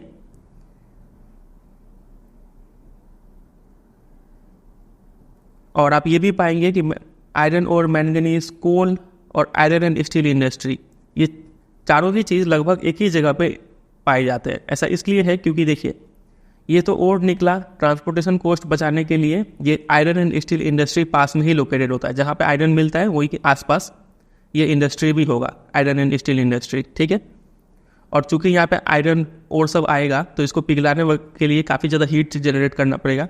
वो हीट जनरेट करने के लिए जो कोल जो है वो भी यही आसपास पाया जाता है। ठीक है, उसी के मतलब जहाँ पे आयरन और मैंगनीज कोल मिल रहा है वहीं के आसपास आयरन एंड स्टील इंडस्ट्री भी बैठाया जाएगा। ठीक है, चलिए ये हो गया, हमने फेरस मिनरल खत्म कर लिया। हमने वहाँ पे सिर्फ दो पढ़ा, एक था आयरन और दूसरा क्या पढ़ा बताइए, मैंगनीज। ठीक है, अब पढ़ेंगे हम नॉन फेरस मिनरल्स, मतलब ऐसे ग्रुप ऑफ मिनरल्स जिसमें आयरन नहीं होते हैं। एग्जाम में क्वेश्चन आता है कि differentiate between ferrous and non ferrous minerals. Simple है, इन दोनों के बीच में डिफरेंस पूछेंगे तो आपको सिंपली इसमें लिखना है कि they contain iron, they do not contain iron. ठीक है, और दूसरा में एग्जाम्पल दे दीजिए, आयरन और मैंगनीज, निकल, कोबाल्ट, और इसका एग्जाम्पल यहाँ पे है copper, bauxite, lead, zinc, gold, ये सब नॉन फेरस मिनरल है। इसका इस्तेमाल होता है इंजीनियरिंग एंड इलेक्ट्रिकल इंडस्ट्रीज में, आगे देख लेंगे। यहाँ से सिर्फ आपको कुछ नॉन फेरस मिनरल्स का एग्जाम्पल याद कर लेना है, copper, bauxite, lead, zinc, gold. अब क्या सबके बारे में पढ़ेंगे? नहीं, यहाँ पे भी सिर्फ हमें दो पढ़ना है, पहला और दूसरा, कॉपर और बॉक्साइट, और यहाँ सिर्फ पढ़ेंगे। देखिए सबसे पहले स्टार्ट करते हैं कॉपर। कॉपर का ये बात है कि इंडिया क्रिटिकली डिफिशियंट है, बहुत कम अमाउंट कॉपर का मिलता है इंडिया में। इंडिया का ज़्यादातर ज़रूरत हम बाहर से मंगवा लेते हैं, इंपोर्ट कर लेते हैं। ठीक है, कॉपर का गुण ये है कि ये मेलिएबल है, मतलब आप इसको हैमर से कितना भी पीटते जाइए ये चपटा हो के चादर जैसा हो जाएगा। ठीक है, फटेगा नहीं, मेलिएबल है। ये सब टर्म आपको हम साइंस में भी समझाए थे मेटल नॉन मेटल चैप्टर में। उसके साथ साथ डक्टाइल है, मतलब इसको आप खींचेंगे भी दोनों एंड से तो ये खींच के लंबा तार जैसा बन जाएगा, लेकिन टूटेगा नहीं जल्दी। मेलिएबल है, डक्टाइल है, गुड कंडक्टर ऑफ इलेक्ट्रिसिटी है, हीट भी अच्छा कंडक्ट करता है। Copper is mainly use in electrical cables, मालूम ही है, बचपन से देखे होंगे। इलेक्ट्रॉनिक्स एंड केमिकल इंडस्ट्रीज, तो ये सब इंडस्ट्रीज में यूज़ होता है। ये सब प्रॉपर्टी और ये यूज़ याद करेंगे आप। फिर कहाँ मिलता है कॉपर? तो 3 लोकेशन है। पहला बालाघाट माइंस इन मध्य प्रदेश, दूसरा खेतरी माइंस इन राजस्थान, और तीसरा यही झारखंड का सिंहभूम डिस्ट्रिक्ट, यहाँ पे आयरन ओर भी मिल रहा था। ये 3 लोकेशन अच्छे से याद कर लीजिए। ठीक है, इतना चीज़ आपको प्रिपेयर करना है कॉपर में। अब आ जाइए बॉक्साइट का। बॉक्साइट एक क्या है, मिनरल है कि नहीं? तो इसमें कौन सा मेटल मिलेगा? तो यहाँ से हम एल्यूमिनियम को ऑब्टेन करते, बहुत वेरी वेरी वेरी इंपॉर्टेंट। कई बार ये फेमस क्वेश्चन है ये कि एल्यूमिनियम कौन से मिनरल से मिलता है, तो बॉक्साइट से मिलता है, अच्छे से याद कर लीजिए। फिर bauxite deposits are formed by the decomposition of wide variety of rocks rich in aluminium silicates. तो बॉक्साइट कहाँ पे मिलता है? तो ऐसे रॉक्स से मिलता है जिसमें एल्यूमिनियम सिलिकेट्स हो। ठीक है, ये रॉक्स जब डिकम्पोज होंगे, टूटेंगे फूटेंगे, तब जाके बॉक्साइट मिलता है, फिर हम वहाँ से एल्यूमिनियम निकालते हैं। ठीक है, अगला एल्यूमिनियम का क्या क्या इंपॉर्टेंस है वो देख लीजिए। ये एक इम्पॉर्टेंट मेटल है क्योंकि इसमें आयरन जैसा स्ट्रेंथ है और लाइटनेस भी है, हल्का भी होता है, तो मजबूत भी है, हल्का भी है, विथ गुड कंडक्टिविटी, अच्छा इलेक्ट्रिसिटी कंडक्ट करता है, एंड ग्रेट मेलिएबिलिटी। आप इसको कितना भी पीटते जाइए चादर बन जाएगा लेकिन फटेगा नहीं। ठीक है, ये सब इसका कुछ फीचर्स हो गया। कहाँ कहाँ पे मिलता है? तो Amarkantak plateau, Maikal hills and plateau region of Bilaspur Katni, Chhattisgarh में यहाँ पे मिलता है, एकदम रट लेना है आपको। फिर 2016-17 में Odisha largest bauxite producing state था। सिंपल सा फैक्ट है, याद कर लेना है, कुछ है नहीं यहाँ समझने को। चलिए, तो ये हमने कवर कर लिया जो नॉन फेरस मिनरल्स है उसको भी। आगे है नॉन मेटेलिक मिनरल्स। इसको पढ़ने से पहले कुछ क्वेश्चंस करते हैं ताकि अभी तक आप जो भी पढ़े हैं एक बार आपका रिकैप हो जाए। हम तो बोलेंगे, देखिए यहाँ पे हम कुछ क्वेश्चंस टिक कर रखे हैं, ये वो सब क्वेश्चंस है जो अभी तक हम जो पढ़े हैं उसके ऊपर है। आप पहले खुद से ट्राई कीजिएगा और नहीं आए तो अपने बुक का पेज पलट के आंसर ढूंढिएगा। ऐसा करने से आपको ये आंसर जल्दी याद होंगे, ठीक है। अभी हम बता देंगे, आप सुन लेंगे तो याद नहीं होगा आपको। थोड़ा सा एफर्ट डालेंगे आप कि अगर आप भूल रहे हैं तो फिर से पेज पलट के देखें, इससे आपका दिमाग में बैठेगा। देखिए पहला क्वेश्चन है, which one of the following minerals is formed by decomposition of rocks leaving a residual mass of weathered material. तो इसका आंसर होगा ऑप्शन नंबर बी, बॉक्साइट। वो इस तरीके से फॉर्म होता है, ठीक है। तो यहाँ से कौन सा मेटल मिलता है तो आप बोलेंगे एल्यूमिनियम। चलिए आगे मूव करते हैं। तीसरा, minerals are deposited and accumulated in stratas of which of the following rock. किसमें? स्ट्रेटा यानी लेयर में ये डेवलप होता है, बेड में। तो कौन सा रॉक में ऐसा तरीके के मिनरल फॉर्म होते हैं? तो ये सेडिमेंट्री में, ठीक है। और क्रैक्स, कर्विसेस, फॉल्ट, ये सब वर्टिकल जो गैप में मिनरल कहाँ फॉर्म हो रहे थे तो वो होगा इग्नस एंड मेटामॉर्फिक रॉक, ये याद रखिएगा। चलिए अगला क्वेश्चन देखते हैं। ये फिर यहाँ पे भी एक क्वेश्चन है, distinguish between ferrous and non ferrous mineral. अभी बता दिए ये आयरन कंटेंट करते हैं या आयरन नहीं कंटेंट करते हैं, और दूसरा पॉइंट में एग्जाम्पल दे दीजिए, आयरन और मैंगनीज, यहाँ पे कॉपर, बॉक्साइट। अगला क्वेश्चन है, व्हाट इज अ मिनरल। तो इसका डेफिनेशन स्टार्टिंग में डिस्कस कर लिए थे। How are minerals formed in igneous and metamorphic rock, कैसे मिलता है वहाँ पे, तो वही आपको बता दिए थे। इन क्रैक्स, कर्विसेस, फॉल्ट्स, जॉइंट, ये सब में मिलता है। और जब कोर से जब मोल्टेन पिघला हुआ या फिर गैसियस फॉर्म में जब मिनरल्स ऊपर आ रहा था तो ऊपर आके कूल और सॉलिडिफाई हो गए थे, तब ये मिनरल्स का फॉर्मेशन हुआ था, ठीक है। फिर यहाँ पे काफ़ी अच्छे अच्छे क्वेश्चन है, ये वन वर्ड बताने का कोशिश कीजिएगा। एक फेरस मिनरल का नाम बताना है। ऊपर जो ये वर्ड है क्रॉस वर्ड, इसको भरना था तो उसको नहीं भरते हैं, हम लोग अपने तरीके से करते हैं। एक फेरस मिनरल का नाम बताना है। तो फेरस मिनरल हमने बहुत सारा पढ़ रखा है, आयरन और मैंगनीज, निकल, कोबाल्ट, कोई सा भी एक लिख देना है। ये finest iron ore with magnetic property, सबसे अच्छा आयरन ओर कौन सा है? आयरन ओर हमने दो टाइप का देखा था, मैग्नेटाइट और हेमाटाइट, तो सबसे अच्छा है मैग्नेटाइट, ठीक है। Aluminium is obtain from this ore, किससे एल्यूमिनियम मिलता है बताइए? बॉक्साइट, BAUXITE, स्पेलिंग भी याद कर लीजिएगा, ये तो एग्जाम में स्पेलिंग भूल जाएंगे आप। Khetri mines are famous for this mineral, Khetri mines का कौन सा इसमें मिनरल मिलता है? राजस्थान में है ये कॉपर। फिर अगला है formed due to evaporation, evaporation का वजह से कौन सा मिनरल का फॉर्मेशन होता है? तो 3 मिनरल हमने पढ़ा था, gypsum, potash salt, sodium salt, कोई भी एक लिख देना है, ठीक है। फाउंड इन प्लेसर डिपोजिट, प्लेसर डिपोजिट इस तरीके से कौन से मिनरल का फॉर्मेशन हुआ था? हम बोले थे पी से याद कर लीजिए, प्रीशियस मेटल, तो गोल्ड, सिल्वर, प्लैटिनम, टिन, कोई भी लिख देना है। Iron ore mined in Bailadila, Bailadila में कौन सा आयरन ओर मिलता है? तो हेमाटाइट ओर मिल रहा था, ठीक है। अगला क्वेश्चन, ये formed in veins and loads, veins and loads में कौन सा मिनरल मिलता है? तो यहाँ पे आपका कॉपर, जिंक, लीड, ये सब मिलता है, टीन, कोई भी एक लिख देना है। अब स्टार्ट करेंगे नॉन मेटेलिक मिनरल्स। अभी तक जो हमने पढ़ा है फेरस मिनरल और नॉन फेरस मिनरल, ये दोनों ही क्या थे? मेटेलिक मिनरल थे। अब नॉन मेटल्स, ठीक है, इसमें हमें एक ही पढ़ना है जो कि है माइका। तो it is a mineral made up of a series of plates और लीव्स। इसमें ये जो मिनरल है ये प्लेट्स पे मिलता है, जैसे कि आप इस पिक्चर पर देख सकते हैं, इस तरीके से मिलता है।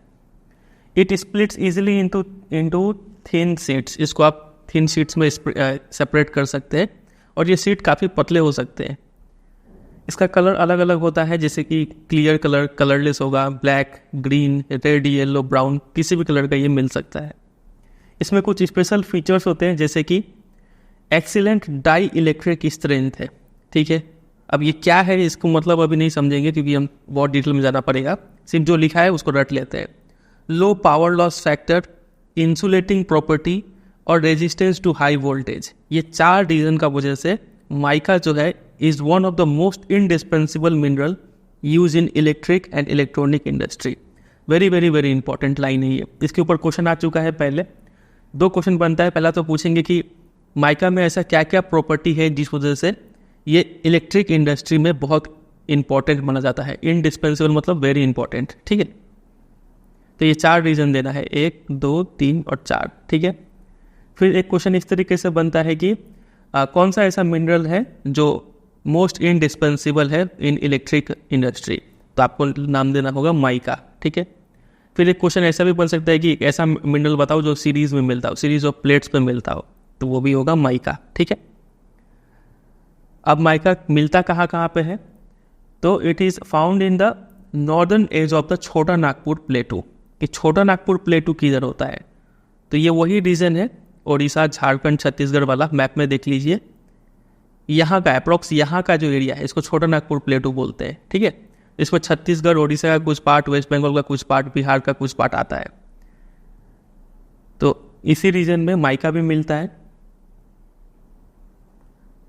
इस रीजन में एक खासकर से जगह है कोदरमा, गया, हजारीबाग बेल्ट ऑफ झारखंड। ये लीडिंग प्रोड्यूसर है माइका का, ठीक है। याद कर लेना है, कुछ नहीं है।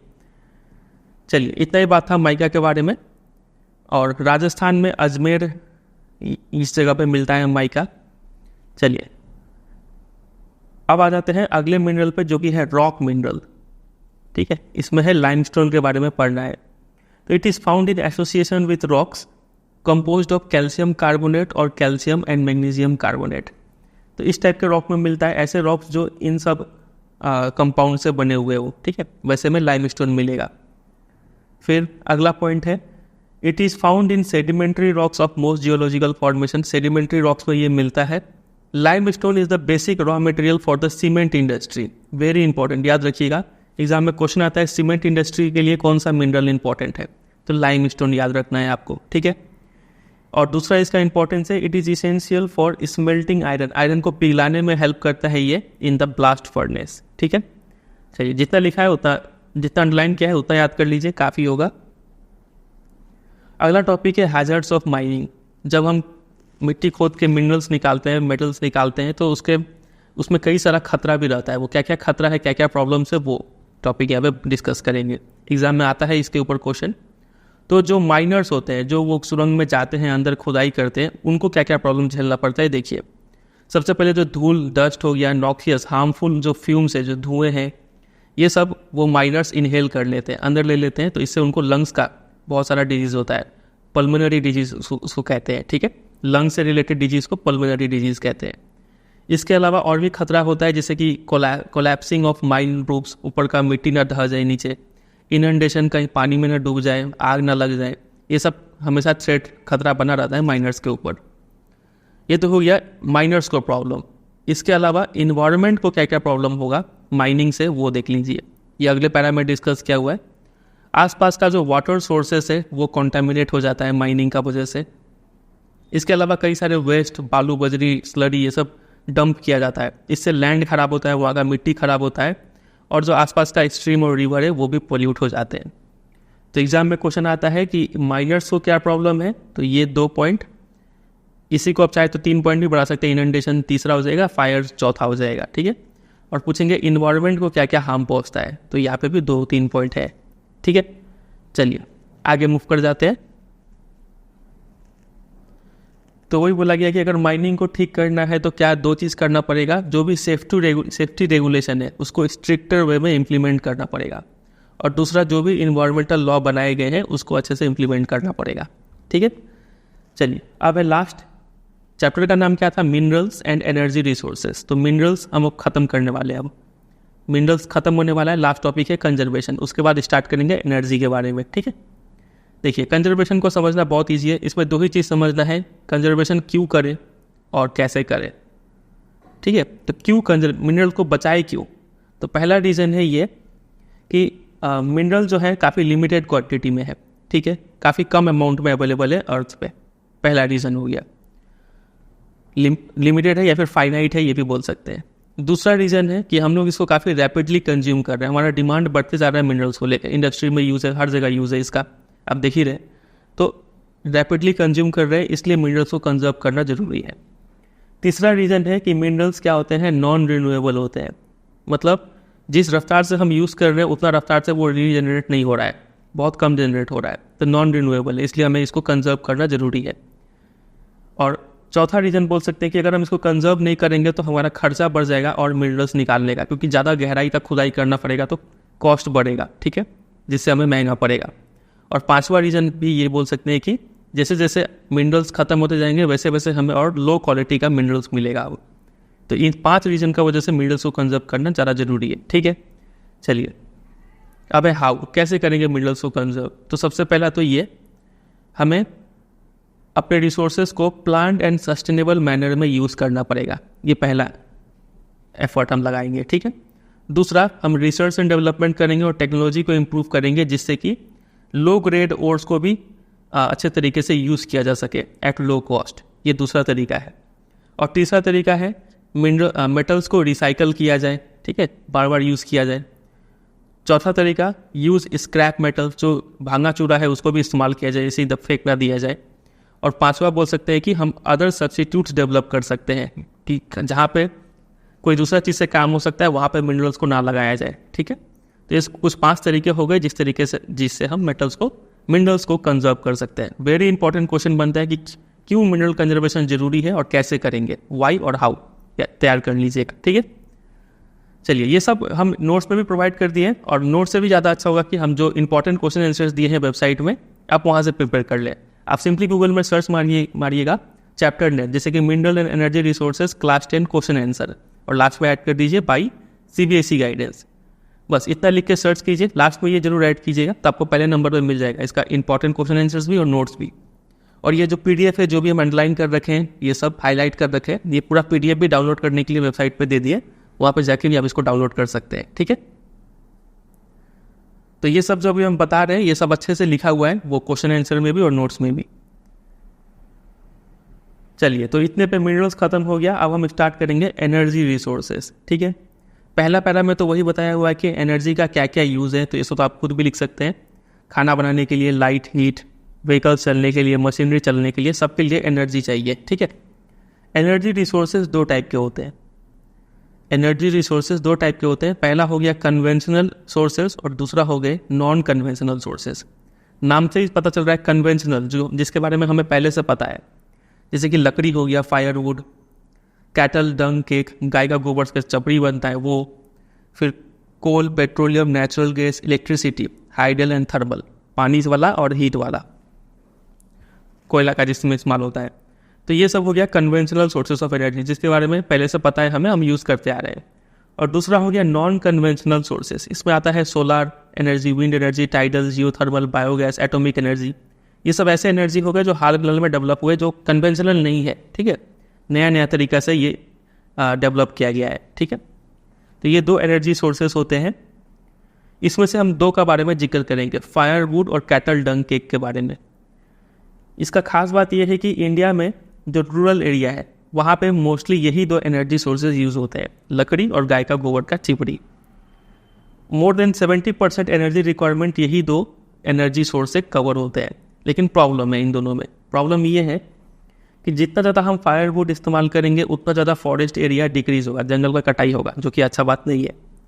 और कैटल डंग केक में क्या प्रॉब्लम है, तो इसमें ये प्रॉब्लम है कि अगर हम कैटल डंग केक को नहीं जला के इसको अगर हम एग्रीकल्चर में यूज़ करते तो काफ़ी वैल्यूएबल मैन्योर मिल जाता प्लांट्स को, ठीक है, और जो कि हम इसको जला के वेस्ट कर दे रहे हैं, मतलब एनर्जी में यूज़ ले रहे हैं।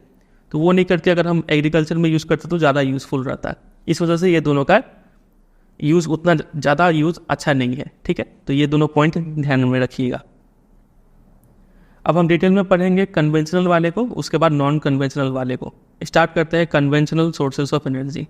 इसमें सबसे पहले कोल के बारे में पढ़ना है। तो सबसे पहला पॉइंट है ये कि in India coal is the most abundantly available fossil fuel. इसी के ऊपर क्वेश्चन आ गया था एक बार एग्जाम में, पूछा गया था कि बताइए कौन सा fossil fuel most abundantly available है इंडिया में, तो आपको लिखना था कोल, ये याद रखिएगा, ठीक है, क्वेश्चन आता है इसके ऊपर। इसके बाद इसमें अगला पॉइंट है कि कोल से क्या क्या चीज़ होता है। तो हमारे कंट्री का मैक्सिमम एनर्जी रिक्वायरमेंट कोल से ही पूरा होता है, पावर जनरेशन से लेकर पावर एनर्जी सप्लाई तक, इंडस्ट्री के लिए, डोमेस्टिक नीड के लिए, हर चीज़ कोल से ही पूरा होता है। हाईली डिपेंडेंट ऑन कोल है हम for meeting commercial energy requirement. ठीक है, सबसे मेन पॉइंट इस पैरा का यही है कि it is the most abundantly available fossil fuel. ठीक है, अब बात करते हैं कोल बना कैसे। तो coal is formed due to the compression of plant material over millions of year. बहुत लाखों साल पहले क्या हुआ था, प्लांट मटेरियल नीचे दब गए थे और वही आज के डेट में कोल बन चुके हैं। ठीक है, चलिए, कोल का अलग अलग वैरायटी है। जैसे कि सबसे पहला है पीट। ये सबसे लो क्वालिटी का कोल होता है। इसमें लो कार्बन होता है, हाई मॉइस्चर कंटेंट, पानी काफ़ी ज़्यादा होता है इसमें, और लो हीटिंग कैपेसिटी होता है इसका। ठीक है, ये बना कैसे था, जब स्वैम्प यानी जो दलदली एरिया है वहाँ पे जब प्लांट नीचे दब के डिके हुए तब ये पीट बना। ठीक है, सबसे लो क्वालिटी का कोल होता है ये। उसके बाद दूसरा है लिग्नाइट। लिग्नाइट भी लो ग्रेड ब्राउन कोल है, ये भी लो क्वालिटी का है लेकिन पीट से अच्छा है, लेकिन लो क्वालिटी है। विच इज सॉफ्ट होता है ये, और हाई मॉइस्चर कंटेंट होता है इसमें भी। ये पाया जाता है नई वैली इन तमिलनाडु पे, और इसका यूज़ किया जाता है इलेक्ट्रिसिटी जनरेशन के लिए। जितना पॉइंट्स अंडरलाइन किए हैं उतना याद रखिएगा। इसके बाद आता है तीसरा, जो कि है बिटुमिनस कोल। ये it is the most popular coal in commercial use. Very important point है ये कोल बना कब था, coal that has been buried deep and subjected to increase temperature. जो बहुत नीचे दबा था और ज़्यादा हीट मिला इसको, तब वो जो प्लांट्स थे वो बिटुमिनस कोल बन गए। ठीक है, वो कोल जो मेटलर्जिकल, इसी का सब पार्ट है ये मेटलर्जिकल कोल। ये ऐसे कोल होते हैं जो मेटलर्जिकल मेटल्स वाले इंडस्ट्री में यूज़ होते हैं, वो भी हाई ग्रेड बिटुमिनस कोल ही होते हैं। अच्छे क्वालिटी का बिटुमिनस कोल इसमें यूज़ किया जाता है मेटलर्जिकल इंडस्ट्री में। ठीक है, और सबसे लास्ट में आता है आपका एंथ्रासाइट। ये हाईएस्ट क्वालिटी हार्ड कोल होता है, तो ये याद रखिएगा, एग्जाम में इसके ऊपर भी क्वेश्चन आता है, सबसे बेस्ट क्वालिटी का कोल कौन सा है, तो एंथ्रासाइट। ठीक है, चलिए, तो ये 1 2 3 4 हो गया टाइप्स ऑफ कोल। आगे मूव करते हैं, कोल मिलता कहाँ है इंडिया में। तो इंडिया में मेनली 2 टाइप का कोल मिलता है। एक वो एरिया जहाँ पे गोंडवाना, मतलब लगभग 200 मिलियन ईयर्स पुराना जो कोल हो गया, उस एरिया में मिलता है। जैसे कि गोंडवाना कोल जो होता है, जो कि लगभग 200 मिलियन ईयर्स पुराना है, ये मेटलर्जिकल कोल होता है, मतलब अच्छे क्वालिटी का कोल होता है, और लोकेटेड है ये दामोदर वैली यानी वेस्ट बंगाल, झारखंड, झरिया, रानीगंज, बोकारो, ये कुछ इंपॉर्टेंट एरिया है जहाँ पे ये गोंडवाना कोल मिलता है। ठीक है, ये रहा, यहाँ पे आप मैप में भी देख सकते हैं, ये सब जो शेडेड एरिया है ये सब गोंडवाना कोल वाला एरिया है। ठीक है, और दूसरा कोल हो गया आपका टर्शरी कोल। टर्शरी कोल जो कि थोड़ा नया है, लगभग 55 मिलियन ईयर्स ही पुराना है ये। ठीक है, तो टर्शरी कोल मिलता है नॉर्थ ईस्टर्न स्टेट्स में, जैसे कि यहाँ पे ये जो शेडेड है ये टर्शरी कोल वाला एरिया है। ठीक है, तो अगला पॉइंट यहाँ पे यही लिखा है, tertiary coals occur in the north eastern states of Meghalaya, Assam, Arunachal Pradesh और नागालैंड। एग्जाम में क्वेश्चन आता है कि कौन सा कोल नॉर्थ ईस्टर्न स्टेट्स में पाया जाता है, तो आपको लिखना पड़ेगा टर्शरी कोल। ठीक है, और बाकी ये उड़ीसा, झारखंड वाला एरिया में आपका गोंडवाना कोल मिलता है। ठीक है, चलिए, इसके अलावा एक और इम्पॉर्टेंट पॉइंट है यहाँ पे कि कोल जो होता है ना, ये एक बल्की मटेरियल है, मतलब काफ़ी वजनदार जगह लेता है, स्पेस लेता है। इसीलिए इस कोल को कैरी करके कहीं इंडस्ट्री तक ले जाना अच्छा नहीं माना जाता है। जो इंडस्ट्रीज़ होते हैं जिनको कोल चाहिए, वो कोल फील्ड के पास ही लोकेट हो जाते हैं। जैसे कि heavy industries, thermal power station, ये सब मेनली कोल फील्ड के पास ही लोकेटेड रहते हैं, ताकि कोल को कैरी करके कहीं ना ले जाना पड़े। समझे कि नहीं? बस इतना ही बात याद रखिए कोल के बारे में। नेक्स्ट एनर्जी सोर्स है पेट्रोलियम। देखिए, कोल के बाद ज़्यादा मात्रा में इस्तेमाल होने वाला जो एनर्जी रिसोर्स है वो पेट्रोलियम ही है। इसका यूज़ आता है एग्जाम में कि इसका यूज़ क्या क्या चीज़ में करते हैं। तो ये फ्यूल है फॉर हीट एंड लाइटिंग, इसे ये जनरेट कर सकते हैं। फिर ये लुब्रिकेंट के रूप में काम करता है इन मशीनरी और raw materials for a number of manufacturing industries. ठीक है, मशीन में लुब्रिकेंट्स के रूप में और इंडस्ट्रीज़ को रॉ मटेरियल भी सप्लाई करता है। फिर petroleum refineries act as nodal industry for synthetic textile, fertiliser and numerous chemical industries. ये जो 3 टाइप के इंडस्ट्रीज़ है, सिंथेटिक टेक्सटाइल, ठीक है, फिर फर्टिलाइजर और केमिकल इंडस्ट्री, ये तीनों इंडस्ट्री पेट्रोलियम रिफाइनरी पर हाईली डिपेंडेंट है। ये इसका नोडल इंडस्ट्री है, मतलब ये इंडस्ट्री इनको डेवलप होने में काफ़ी हेल्प करता है, रॉ मटेरियल प्रोवाइड करके और एनर्जी प्रोवाइड करके। ठीक है, चलिए, तो ये यहाँ पे कितना इंपॉर्टेंस हो गया, एक तो fuel for heat and lighting, दूसरा लुब्रिकेंट फॉर मशीनरी, तीसरा हो जाएगा raw material for manufacturing industry, और चौथा act as nodal industry for this industry. ठीक है, 4 इंपॉर्टेंस इसका याद कर लीजिए। अब ये पेट्रोलियम पाया कहाँ पे जाता है, तो इंडिया में मेनली 2 तरीके से ये पेट्रोलियम पाया जाता है। एक होता है एंटीक्लाइन्स में पाया जाता है और एक होता है फॉल्ट ट्रैप्स में पाया जाता है, वो भी ऐसे रॉक्स में जो कि टर्शियरी एज को बिलोंग करते हैं। अब ये एंटीक्लाइन फॉल्ट ट्रैप क्या है, पहले इसको समझते हैं।